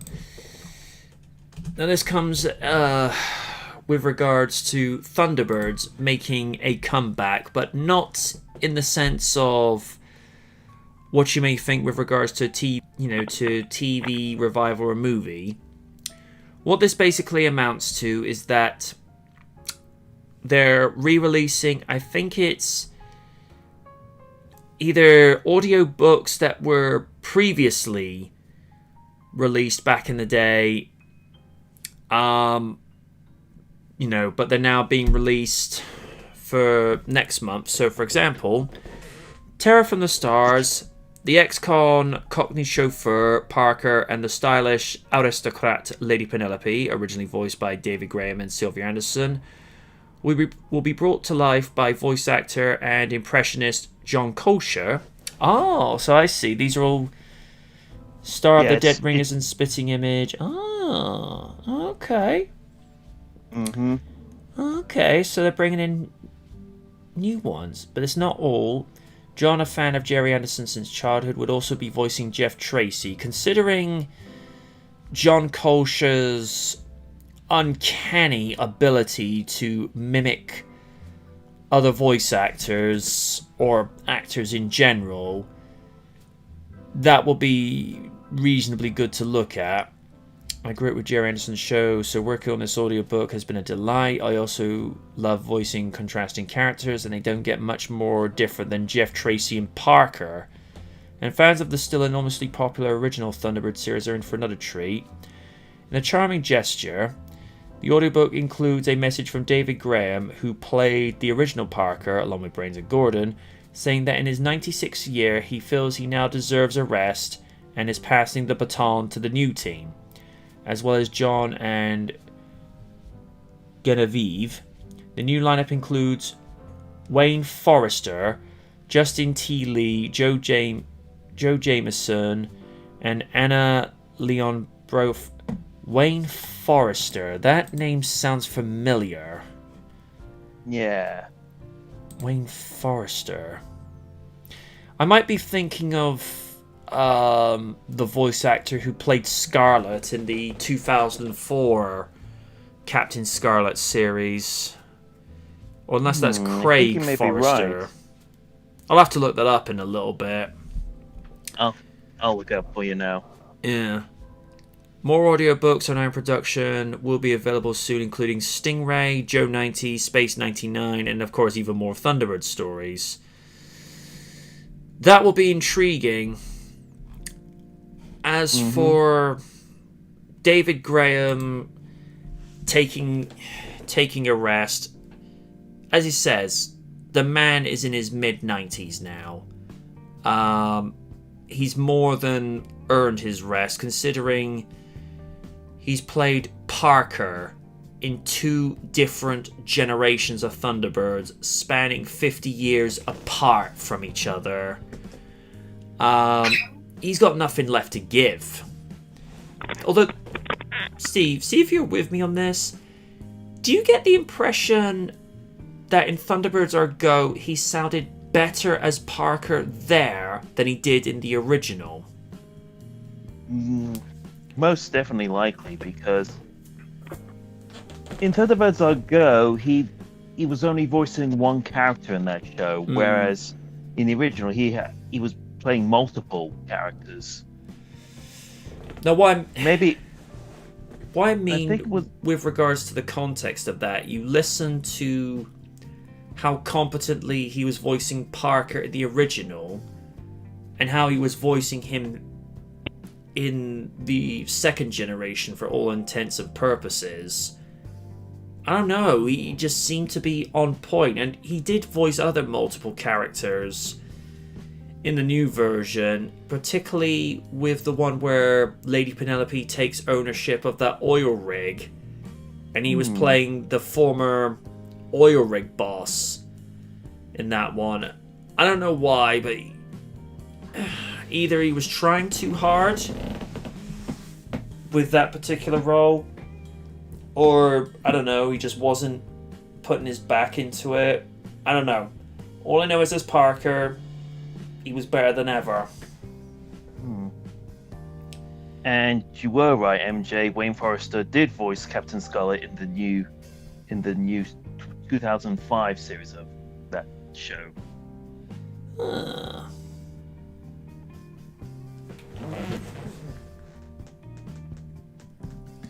Oh, Sean just says, now that you say that, he does sound better in Our Go. It might be, and this is purely my perspective, it might be because the episodes were shorter, maybe he got a little bit more time because the lines were a little bit quicker. I don't know. Because usually with some voice actors, their voice can deteriorate over time, but when I heard him as Parker in Ring of Fire, it sounded like his voice had not aged at all, because it was just on point. Because I was sort of really expecting him to be sounding really tired, really decrepit, but no, his voice was just as good, if not better. As for what they're going to be doing with the fact that they've got impressionist voice actors, I don't know how well John Colcher will do as Jeff Tracy, because, and this is something that Lee Majors found out, Peter Dineley is a tough act to follow. Yeah. Because for so many generations, Peter Dineley is the most definitive version of Jeff Tracy. And even all these years later, the fact that his iconic countdown was kept in the show up until the last episode where Lee Majors took the baton, but to be fair, only seemed to make sense. And I still maintain, if they ever did a 4th season, I would have liked to have seen what Majors could have done more with the character, because I felt there was so much potential. But it's one of those things we're never going to know, because Weta Workshop have dismantled all the sets. I know. Yikes. And this is the thing that you told us about as well. ITV Studios had even signed a new toy deal with Vivid Imaginations to do more toys for the series. I'm like, but you're only doing it for one more season. I think that was actually with Bandai, because Vivid Entertainment ended up losing the rights for some reason. I just didn't understand it. I mean, you only renew it. You only get a new toy deal for one more season. It's like, if it was doing it for 2 to 3 more, I'd say okay, fair enough. But one, what's the point? Maybe they didn't. Maybe they just didn't get this enough toy sales for them. Maybe. Yeah. And I think the Big Finish website even has a audio trailer for the audiobook. I'll have to have a look at that at some stage, because obviously, it's dealing with stuff that's likely to be copyrighted and licensed. Yeah. You gotta be careful with these sort of things, but it looks interesting. It depends if I'll be able to get time for it, because my plate's kind of full for the next few months, because one of the things I'm going to try, and I stress try to do this week, is finalize the script for the 20th anniversary of Jurassic Park 3, and then slowly start to do the voiceovers. One movie review I'm giving, actually 2 movies I'm giving some consideration to reviewing this season. One is the 40th anniversary of Arthur, the original with Dudley Moore, not that crappy reboot with Russell Brand. And even Corey, when he was commenting on this when Spill.com was still a thing, it's like, of all the Batmobiles in the world, why'd you have to get the Val Kilmer one? But then again, it could have been worse. It could have been the George Clooney version. Yeah, we don't talk about that one. And the other one I'm thinking about doing a retrospective of is The Founder. Because that movie is so badly underrated, and why Michael Keaton wasn't even given an Oscar nomination for that movie, to me, is just criminal. But like I say, excuse me. You'd think with a coffee, a vanilla cola, and an energy drink, I'd be a little bit more awake, but then again, it doesn't help matters. Could be a caffeine crash. Well, that and the heating's on because it's about 1 degree outside, apparently. Oh my god. Yeah. Yeah, like I say, I've got some ideas for, what I'm likely to do, and I'm thankfully able to update. The new camera might be a little bit closer than originally first thought. Not to go into much of a too personal thing, but someone else bought one of the old Transformer toys this week off of eBay, not saying whom. And as Raiden and Steve will know, sold off a couple of old magazines that, well, let's just say they sold for a lot more than what they were originally bought for. I'll tell Liz when it's when we go off air, because even though we're kind of age restrictive, you never know when you get that one person. Yeah, that's sexist. It's like, oh, shut up! It's Sunday night. No one cares.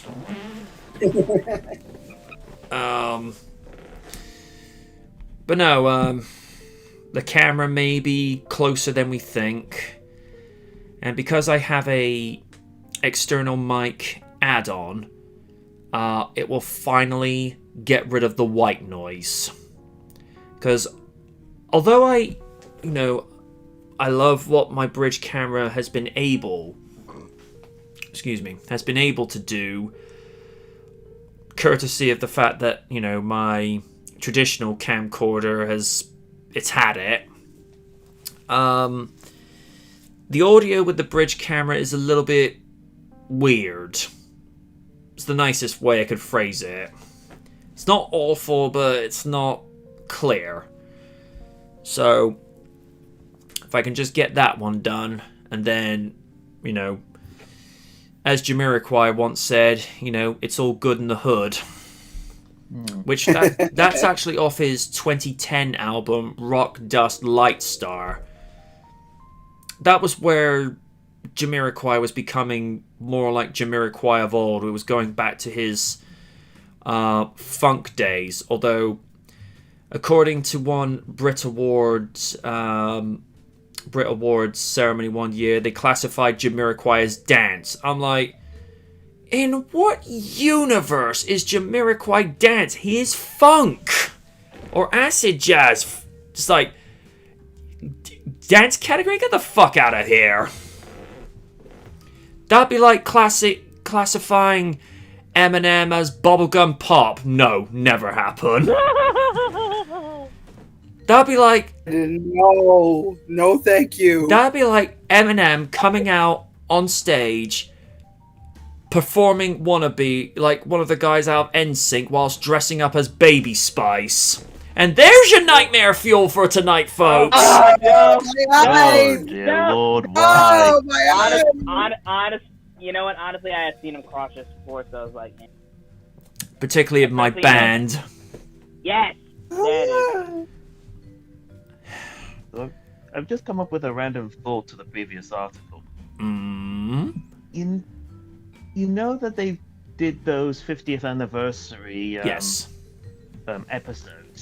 Who's to say that maybe at the 75th anniversary or even later they might adapt the Big Finish ones into actual proper live episodes? Maybe. Wouldn't put it past them. I mean, if you can get decent enough sound-alikes, I don't see any reason why not. It seems to be fully cast from what I can see, and looking at some of the author's book, because this is based on a book that came out a long time ago when the series was airing in the 60s. Some of the titles include The Lost World and The Original Ring of Fire. And no, I don't mean the episode that was a two-parter from the new series.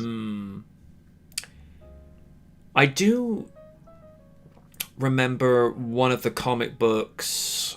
This had to be mid 90s at the very least, when they tried to compile the Thunderbirds, the Stingray, and the Captain Scarlet comic books all into one, where it would just be Thunderbirds monthly. They actually did do one story where Thunderbird 2 is being tested to do space trials, where Thunderbird 1 would escort it to where she would fly out of the atmosphere. Thunderbird 3 would escort it around the moon. Thunderbird 2 goes to re-enter the atmosphere, but crashes on a mysterious island to where Alan and Tintin encounter a living, breathing stegosaur. Oh, yeah. Because as I understood, I think Thunderbird 2's reactor had gotten damaged during the crash, so Thunderbird 1 is brought out to put in a new reactor, and in order to sort of escape the madness, Tintin and Alan fly into Thunderbird 1 whilst the Stegosaur is trying to whack it with his Stagonizer. I think that's what it was. I've heard that word used once or twice, and it's difficult to get the pronunciation down. It's like Thagonizer or Stagonizer. Stagonizer? Yeah. It's one of those. It's weird to pronounce, you know. But I'm looking forward to it. I've already pre-ordered. Sweet. That. Although I would love the idea if they ever, if someone was able to do a really decent animated, small, fan movie where Thunderbirds actually goes to Jurassic Park. It's just something that would put a smile on my face. Not necessarily grin from ear to ear like a Cheshire cat. That would just be Oni losing his mind over WWE 2K22. That's like the news has been released about that. It looks the same as the original game. Just saying. Oh boy. Ooh, I get to be GM for a week. Hello, brother. I'm gonna be your partner for a week. I hate you, Hogan. I can imagine, you have to report to Hulk Hogan, be like, oh no, the hell I don't. No, that would be the day he turns into Jack Torrance from The Shining. Oh no. Could we panic then? Come play with Yes, us, Oni, forever and ever and ever. Brother! He's listening to this layer figure. Oh no, now I'm picturing the twins, but with Hulk Hogan's face on. Now Man, there's the nightmare fuel. Although in Raiden's case, it'd be the twins, but it's Brock Lesnar as them. Oh god. Oh no. Come play with me, Raiden. For me, it's the twins, but they're actually the Bella twins. We have That's to a take you to Uncle Paul. Yeah, it has to be said, no. since you just mentioned the Bellas, I heavily question the legitimacy of them going into the Hall of Fame. Say... Oh. I'm sorry, Liz. I'm sorry. Every time Okay. I hear the Bella twins. I was Oh, he was there. having the same basic rant last night. Also, he kind of ranted about Logan Paul being there, saying that he could kick his ass. I'm like, honey, you know who Logan Paul is, right? Here's the thing. Say what we will about Hulk Hogan, But you could make the strong argument that had Hulkamania not come along in the mid-80s, and then the revelation of the NWO in the mid-90s, wrestling would not be what it is today. All the Bellas have demonstrated in the last 10 years is that nepotism is a bitch. Indeed. And this one promo from AJ Lee is why I love this woman and I am jealous of CM Punk. Early 2015 or late 2014, AJ Lee says... 13. I think 2013. No, Yeah, not this one in particular. If you're referring to the Diva Bombshell, no, that was 2013. The one I'm referring to was just before she left. He goes, and just in case you don't understand, talent is not sexually transmitted. Yeah, I remember that. Damn! I looked The to other one the... was my favorite. I think my favorite one, especially as kind of sort of sneakerhead, you girls couldn't lace my Chuck. They could not. And they go and say, oh, come down here and say that you're jealous. And I'm like... It's like, Nikki, play that back in your head. AJ is talented on the mic and in the ring, and in my personal opinion, she is more naturally hot than you could ever be, because say what we will about Nikki Bella, she is a beautiful woman, but she's got artificial fun bags. Yeah. Oh, she does. And I like how at one point the referee was able to sort of notice the differences between it's just like, oh yeah, you can't perform twin magic anymore. Until Brie Bella stuffed her bra with tissue paper. Oh no. I mean, the one nice thing I'll say about Brie is she's a little bit more understated than her sister. I mean, there's arrogance there, but it's not on the Nikki level. Because Nikki... I'm going to say this, and I'm saying this as it's intended, and if people don't like what I have to say, just remember this. I'm only responsible for what I say, not how you interpret it, which means take your, get out of your safe space for a moment. Because this is fact. Nikki Bella would not have had the opportunities that she had if she wasn't dating John Cena. Because she had a couple of reigns as Divas champion before, but when she started going out with Cena, notice how those opportunities were becoming a tiny little bit more plentiful.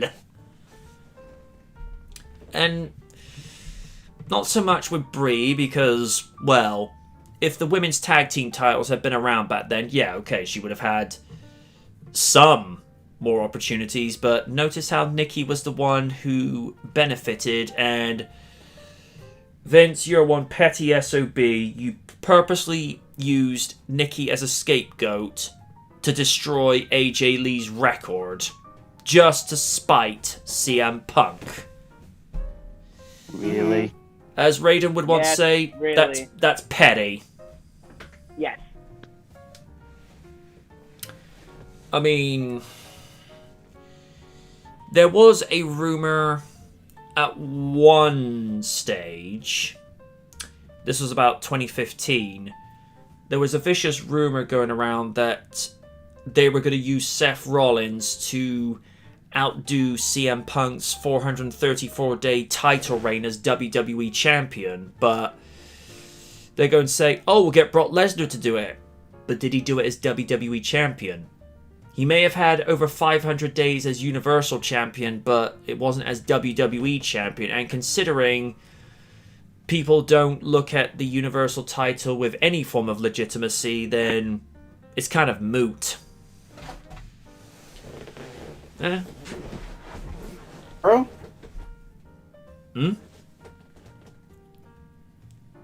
Apparently we're having some technical difficulties there. Oh. Liz has gone back out, and Liz has come back in. I'm here. I've been here. Oh, no, for some reason on here it looked like you disappeared out for a second. That was weird. No, I'm still here. Discord gremlins are at it again. Ah, damn it. Who fed them after midnight? Gizmo Not I. Lydia. Liz, could I ever play a gremlin? I thought you already were one. I say that with love, Oni. I say that with love. Yes, I say that with love too. Come hug Elman. No. It's funny. Oni was going into like one of these sort of things where something was annoying me. It's like, oh, do you need a hug? Get away from me. He's like, come on, let's hug to make you feel better. And you hear Elman go, no, I'm not doing that. I have standards, you see.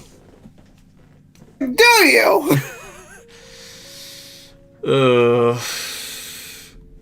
It was just, I think it might have been during season 8 where he goes and says that, and I just go, oh, I'm going to get behind Weavile. Take it, Weavile. And it's just like, hey, why me? No, you're expendable. I remember that. Nah, but Weavile needed to get brought back in towards the end because, well, we were closing out the original series, and as most people know the story, late 2013, the Authorita story angle was just, it was killing. Not just my love for wrestling at that time, but I couldn't do RDR each week. Every time we would hear, it's best for business, which then became a drinking game. Oh God. Oh no. Curiosity. How drunk Oni was when he had to hear that? Yes. Oh, oh no. That kind of explains it.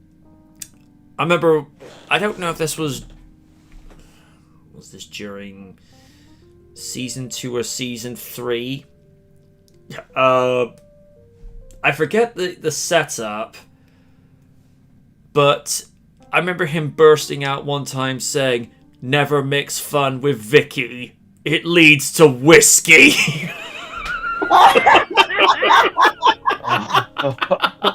Jesus Christ. I think Oh my. when it was leading up to the John Cena Alberto Del Rio match at No Mercy 2013, I happened to say, because Alberto was trying everything you could think of to get out of the match with Cena, and Vicky was having a slight run as a face because she was seeing through Alberto's bullshit, and then I happened to mention in my notes, and then in order to sort of call Alberto out on his false claims, she tried to get jiggy with it. I've just seen what Dan's written in the comments. So, since celebrities can be in the Hall of Fame, theoretically speaking, could Kermit the Frog be inducted as well? Yes, You can get behind that. I wouldn't mind that. I like Kermit. Everyone loves Kermit. Yeah. Howdy ho, Kermit the Frog here, and I'm going for the wrestling championship. Yay! That's scary how accurate you can do that. There's somebody on Twitch who could pretty much do a better Kermit than I could ever do. Yeah. Listen. I say what you will about the guest host thing, but the Muppets in WWE was fun. Oh God, yeah. Especially the segment with Beaker and Sheamus. Oh no. Beaker? Yes. Yeah, there was He's Sheamus' cousin. there was Yes. a Halloween episode of Raw in 2011 where the Muppets were the the guest hosts for that week, and they refer to Vicky Guerrero as Dolph Ziggler's mother, which, oh boy. Oh yeah, Hermes Piggy was going at it. And then you see Kelly going and getting friendly with Kermit, to which Miss Piggy's like, but Kermit, according to Randy Orton, Kelly got around. Make of that what you will. Ooh. I mean, listen. There was a time Muppets were for kids, but there was a time they did a lot of adult stuff. Thanks, Double. Everybody want to try some Wilkins coffee? Yes. No. Yes. Oh my God, yes. I love that. Those commercials had me dying.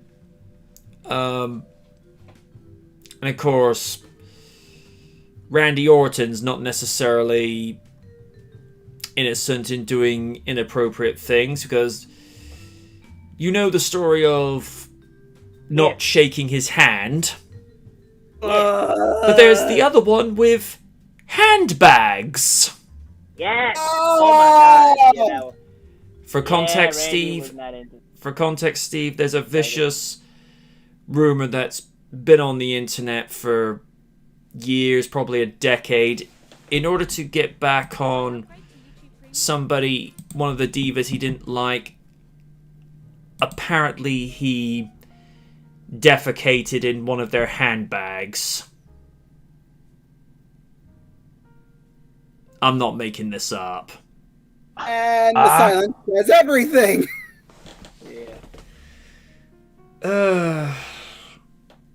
I'll say this much for Orton. Talented athlete.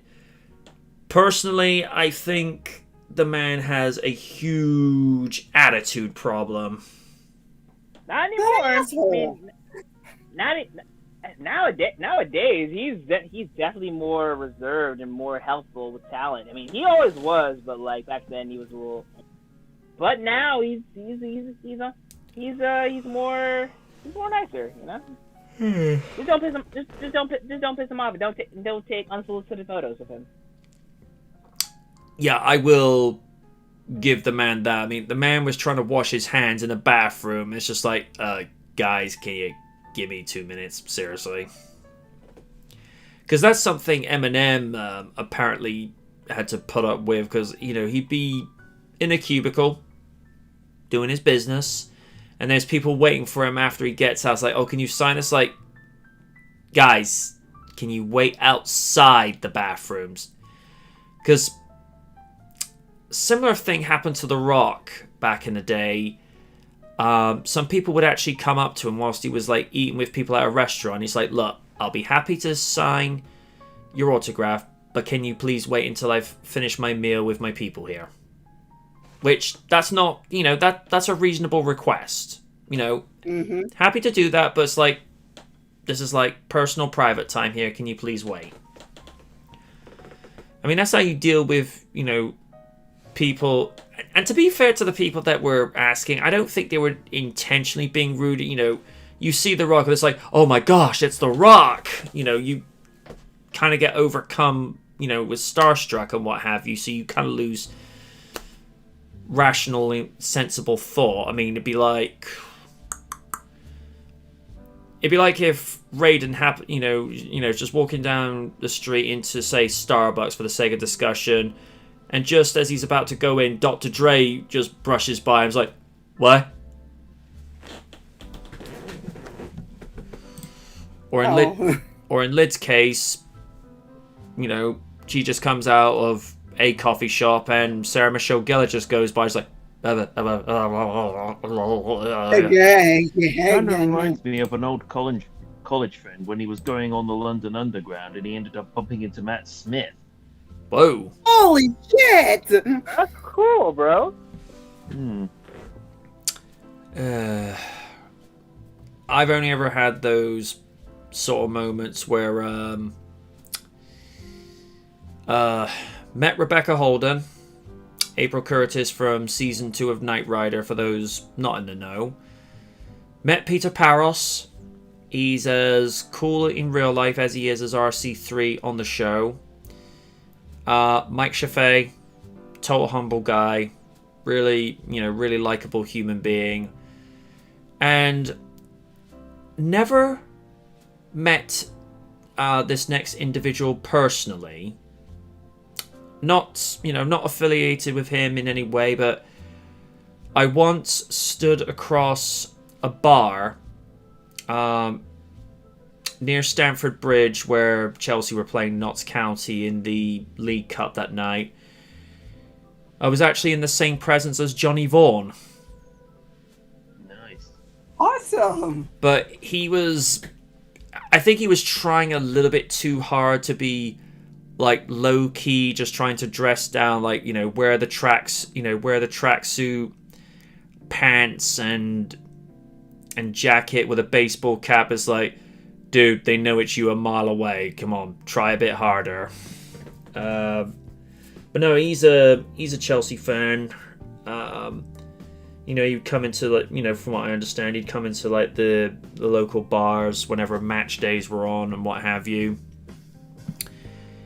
I think it was he used to do the big breakfast with Denise Van Outen, or he did his own show with Johnny and Denise. It wasn't bad from what I remember, but I think the producers at the time were trying to find the replacement on the Big Breakfast for Gabby Roslin and Chris Evans. Not the one you guys are thinking of. This is a TV presenter. This was one of the presenters who replaced Jeremy Clarkson and company on Top Gear, and he did nothing but shout. Oh God. Okay. All right. To be fair to him, he is a car enthusiast, but I think he was trying too hard, and Matt LeBlanc was brought in as one of the other co-hosts as well, but he ended up replacing Chris Evans wholesale. And from what I understood, Matt was actually doing well on Top Gear for a time.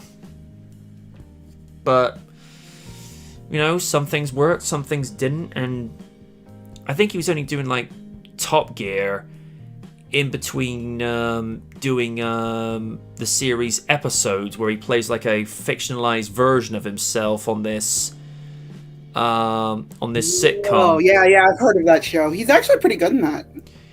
They had one episode. See what I did just there. They had one. They had one installment where he crosses paths with David Schwimmer in one episode. And here's the thing I've noticed with David in other shows: even though he's not playing Ross, he's still playing Ross. There are some actors who have range. I mean, when you see Matt LeBlanc in other shows, he can be other characters. Matthew Perry is one of those, no matter what he does, he's always Chandler. Whether it's The Odd Couple, or when he was in Three to Tango in '99, he can't get away from being Chandler. But for him, it works. But with David Schwimmer, he has no range. All he can be is Ross. You look at actors like Christian Bale, Michael J. Fox. Michael J. Fox, to a certain degree, had somewhat of amount of range, but if you look at movies like when he was in Dark Hollywood, Back to the Future, or Secret of My Success, he's still being Marty McFly, because it's just that lovable charm. But he'd go off and do things like The Frighteners, and it actually sort of made people like open their eyes a little bit. It's like, oh, you can do other stuff. Jennifer Aniston can definitely have range. Lisa Kudrow, she definitely had range, because I like what she did in Analyze This and Analyze That. But I still adore her as Phoebe, the very sort of kooky lady that you want on your side. definitely admit Courtney Cox has definitely some range, especially when she went from playing Monica to playing someone like Gale Weathers in the Scream movies. Oh yeah. There's a difference. And when she did Cougar Town. That too. She did actually have a couple of run-ins with Jennifer Aniston and Matthew Perry on certain episodes, and people just look at the ones with Matthew Perry as like, so this could be considered like a Friends spin-off where Monica and Chandler got older. And has to be said, even though Courtney was probably very late 30s to probably early 40s, still fine as heck. Especially that one episode where she, flashes that paperboy in just her underwear. I'm looking and going, "This is you in your late 30s, Monica. How you doing?" But to be fair, though, Courtney Cox has always looked after herself, except for that one time that she was doing Botox on herself. That was not a good look for her. Because we gotta remember is Botox, you're actually putting poison into your skin. That's true. It's just not good for you. I mean, if she had just done like small subtle stuff where she'd had maybe say like a couple of brow lines removed and what have you, like Kate Beckinsale did, where it's just subtle, then fine. But you don't inject Botox into yourself. I mean, look what he did for Hasselhoff. That was not a good look for him.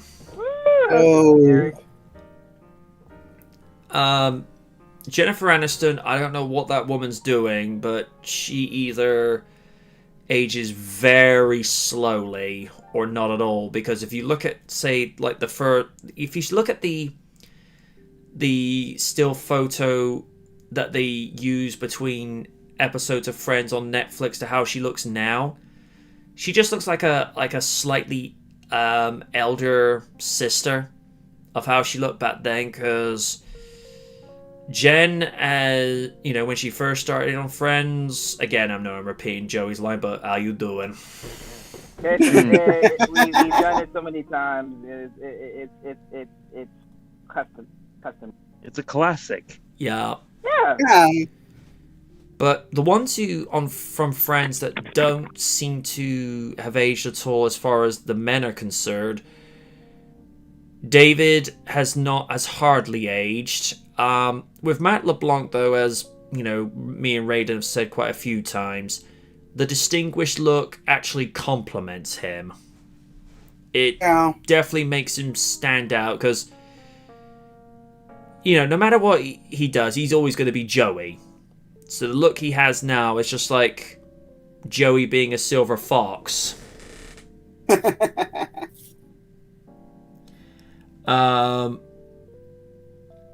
And Sherman says, I had a massive crush on Phoebe, and actress Courtney Cox is pretty awesome too. I agree. Yep.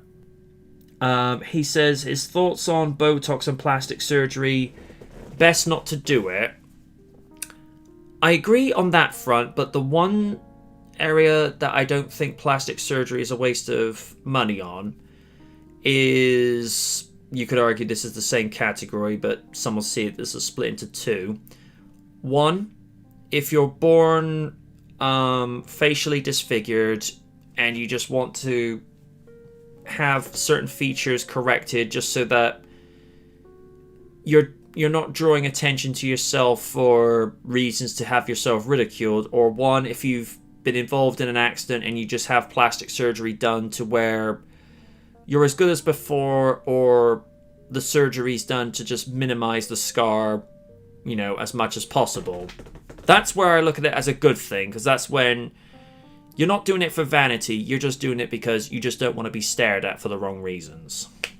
But when you get, say, people that are having surgery to where it looks nasty, I mean, Meg Ryan is a prime example. I mean, she ruined herself. with cosmetic surgery, it's a roll of the dice. You never know what you're going to get. Like I say, with Kate Beckinsale, it works. Pamela Anderson, I forget the amount of times she's had surgery done. I know that Michael Douglas had some bits and pieces done on his face, and it looked nasty. Oh God, I think there's another example here. Mickey Rourke. Oh God, he's not the same after multiple surgeries. It's all because he wanted to correct his face after the beatings he took in his boxing career.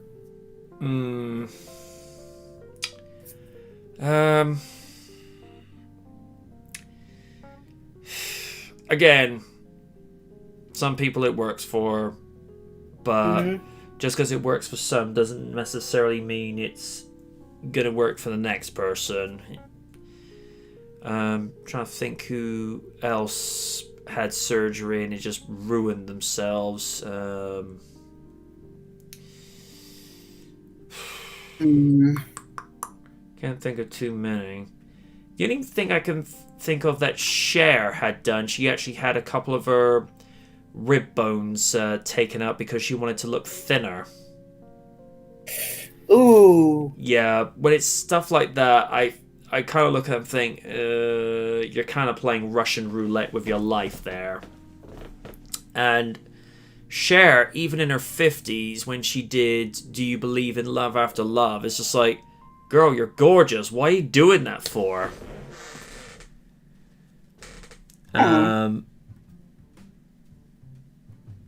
Dan's just said, didn't Drake Bell get plastic surgery after he was in a car accident? It's news to me. That is news to me because I've never heard of that. No. And Sherma says, I'm glad your positives wasn't boob jobs. Jokes aside, yes, I had completely forgotten the health benefits of cosmetic surgery.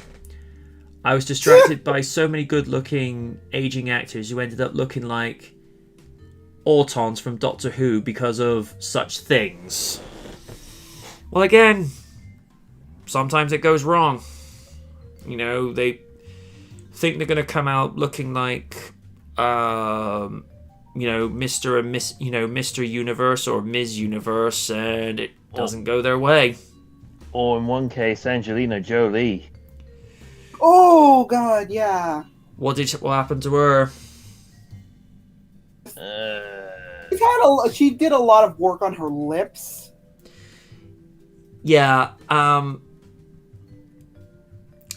don't know where this idea has come from that us guys like women with slightly larger lips. We're more concerned about, because one of the personally from my perspective, one of the first best features that most of us guys are attracted to by women are their eyes. Particularly the way they'll just sort of look coy from one angle, because the eyes are the window to the soul. And, one example, and this will get Raiden going into a dreamy state, Alexandria Daddario. So I think he's not here right now. Okay. We'll be right back. Alright, my bad. But, Alexandria has just got these mesmerizing eyes. It just sort of catches you off guard. Plus, she's got a nice husky voice as well. Similar, not quite on par with Holly Hunter. When I heard her as Elastigirl, I'm like, okay, I don't need to hear the story from it. I just need to listen to her talking. This is good. But no, like I say, fattened up lips. If they wanted to, have the lips fanned up, why not just go kiss a beehive? Ooh. I'd rather not. No. Dan's asking, any thoughts on the recent trailer for Space Jam: A New Legacy? Does it feel too bloated and corporate to you? I want to say no, but it's just, again, the original, like, they want to give, like insults to this new Space Jam. Basically, the original was just a giant Nike commercial. Yeah. We work on ours. All we have at the moment is just a teaser trailer to work with. I mean, it's still following the formula from the previous, where there's a high-stakes basketball game, except this time it's LeBron James and not Michael Jordan. But then again, it's been 25 years since the original. And I feel like this game is a lot more personal because it's involving Exactly. his son. yeah, That's what I was thinking. we'll just have to see where this goes, because I don't know, because I don't know if it's necessarily being a direct sequel to the original, because the Toon World, you know, was supposed to be somewhat connected with Earth in the previous one, whereas this one, it feels like it's just In part cyberspace. Yeah, sort of like a Tron Multiverse sort of thing. So that bit kind of, I don't know what to make of that. I mean, Don Cheadle being a heel, it works because he's got the mouth and the talent to work with it. But then again, all those years ago, he played Ice Tray, and the snark radiating from that character. Dang. Although When he first meets Hillary, it's like, hi. Hi. Hi. Although Hillary's reaction to when, they're talking about going back to Philly, and he goes, well, pick this, babe. I could trade up my tickets to go riding coach. Coach? And Will's just like, you're an idiot. Because you know full well Hillary is not going to ride coach. Well, absolutely not. And even sort of Phil's looking at that thinking, Like, oh, he failed. It's like, I know. And I think Discord disconnected Raiden again. I think so. Not the first time. Yeah. Well, hopefully it'll come back in a minute.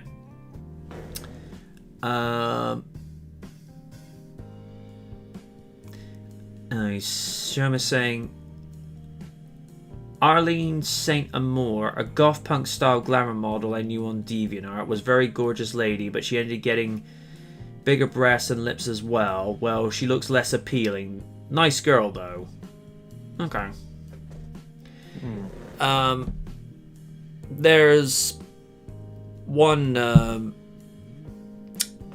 I don't know if this lady would classify this lady as a glamour model or a porn model, but to some people in Europe, Lola Ferrar should be a name that some people are aware of. She had breast enlargement done to such a point she had to sleep sitting up because she was worried her boobs would crush her in her sleep. Yikes. And that's why some people were concerned with Katie Price back in the day, because she went and got her breasts enlarged for the umpteenth time. Here's the thing. I've seen that woman before she had them enhanced, and I think this was like mid to late 90s. She looked fine the way she was. I go by the simple philosophy. Now, you don't necessarily have to apply this to appearances. You can apply this to talent, money, or material you have. It's not what you have, but how you use it.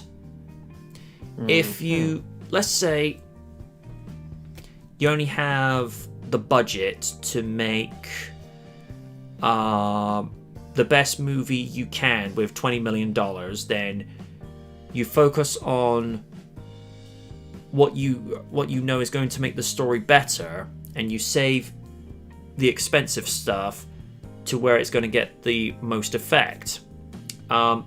David Hasselhoff once said in his autobiography, Making Waves, when you don't have a huge budget with regards to special effects for an episode, you focus on the story more and really flesh it out and make, you know, the characters really feel like they're the driving force of the story. So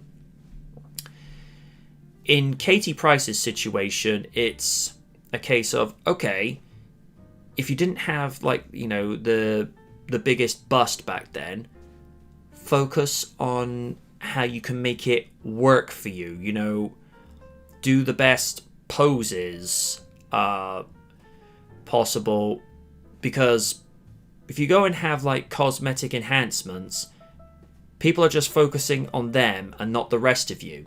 You have to, you know, it's in a similar way for any other model, whether it be fashion, glamour, you know, whatever the chosen field may be, you work with what you have. I mean, if you have the means to be able to, say, have better wardrobes, better scenery, or better photography, well, that's a given. But at the end of the day, if you're only using your body to try and further the product or the quality, you work with what you have. And I just feel like if you enhance things to a huge extent to where it's taking the focus off the rest of you, then you're kind of missing the point. To those that are probably young enough to remember these names from the late 90s and early 2000s, you look at the likes of page 3 girls like Jackie Degg, Joe Hicks, and one of my personal favourites, Leilani Dowding. They didn't have, you know, any enhancements, because the Sun actually had an interesting and actually very fair policy. If you wanted to be a page 3 girl in their pictorials, you had to have no plastic on you whatsoever. You had to have all natural.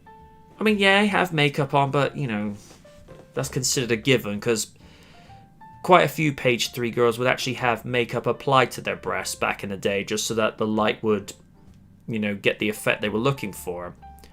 But there were plenty of girls back in the day that didn't have cosmetic surgery, and guys actually preferred them.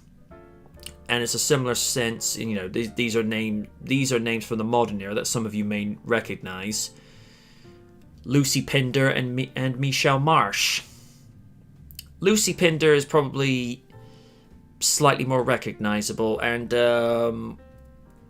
I think she actually ended up filing a complaint with an escort service in Las Vegas, because somebody pasted her picture onto an escort service in Vegas, and she says, I don't do that sort of service. I'm just a photographic model. I don't do anything else.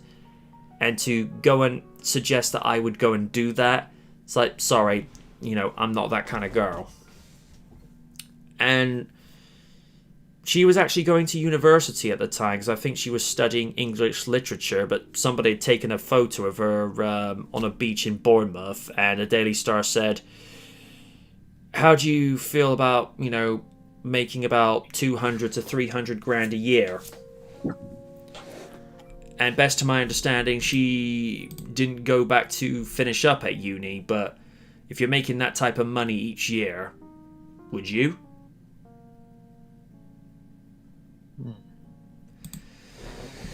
Yeah. Oh. I honestly don't know. Looks like we've lost Raiden indefinitely, because he's not even showing up online on Discord, and it's getting to that point in the evening where I think the batteries are slowly wearing down. Yeah.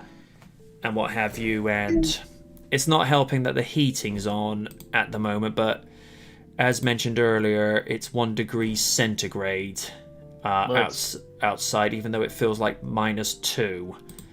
It's still mid-spring at this point.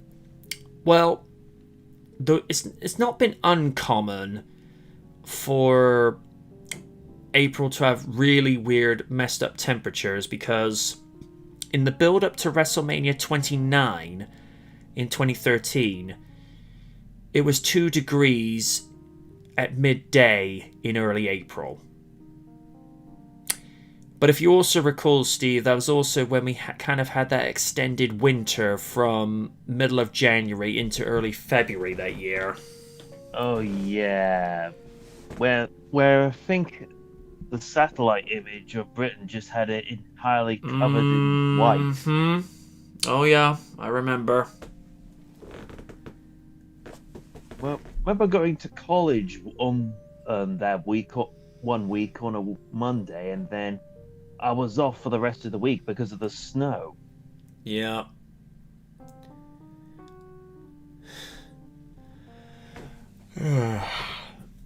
Well, like I say, we're gonna end it here because I think the caffeine and the energy drink is wearing off. But like I say, that's in no huge part due to the heating being on. We don't know the situation with Raiden, folks. I can only presume he's having technical difficulties his end. That's the only way I can look to describe it. So this is signing off from episode 142. Good night from the night, and we'll see you next week. Steve. All right. Bye. Bye, everybody. And don't forget to check out MJ's Teespring page. Thank you. The Primal Warrior Draco Azul. Now available on Amazon and Comixology. And don't forget to hit up Oni Rakaku on his Twitch page. And just remember this, folks. He wants to punch something.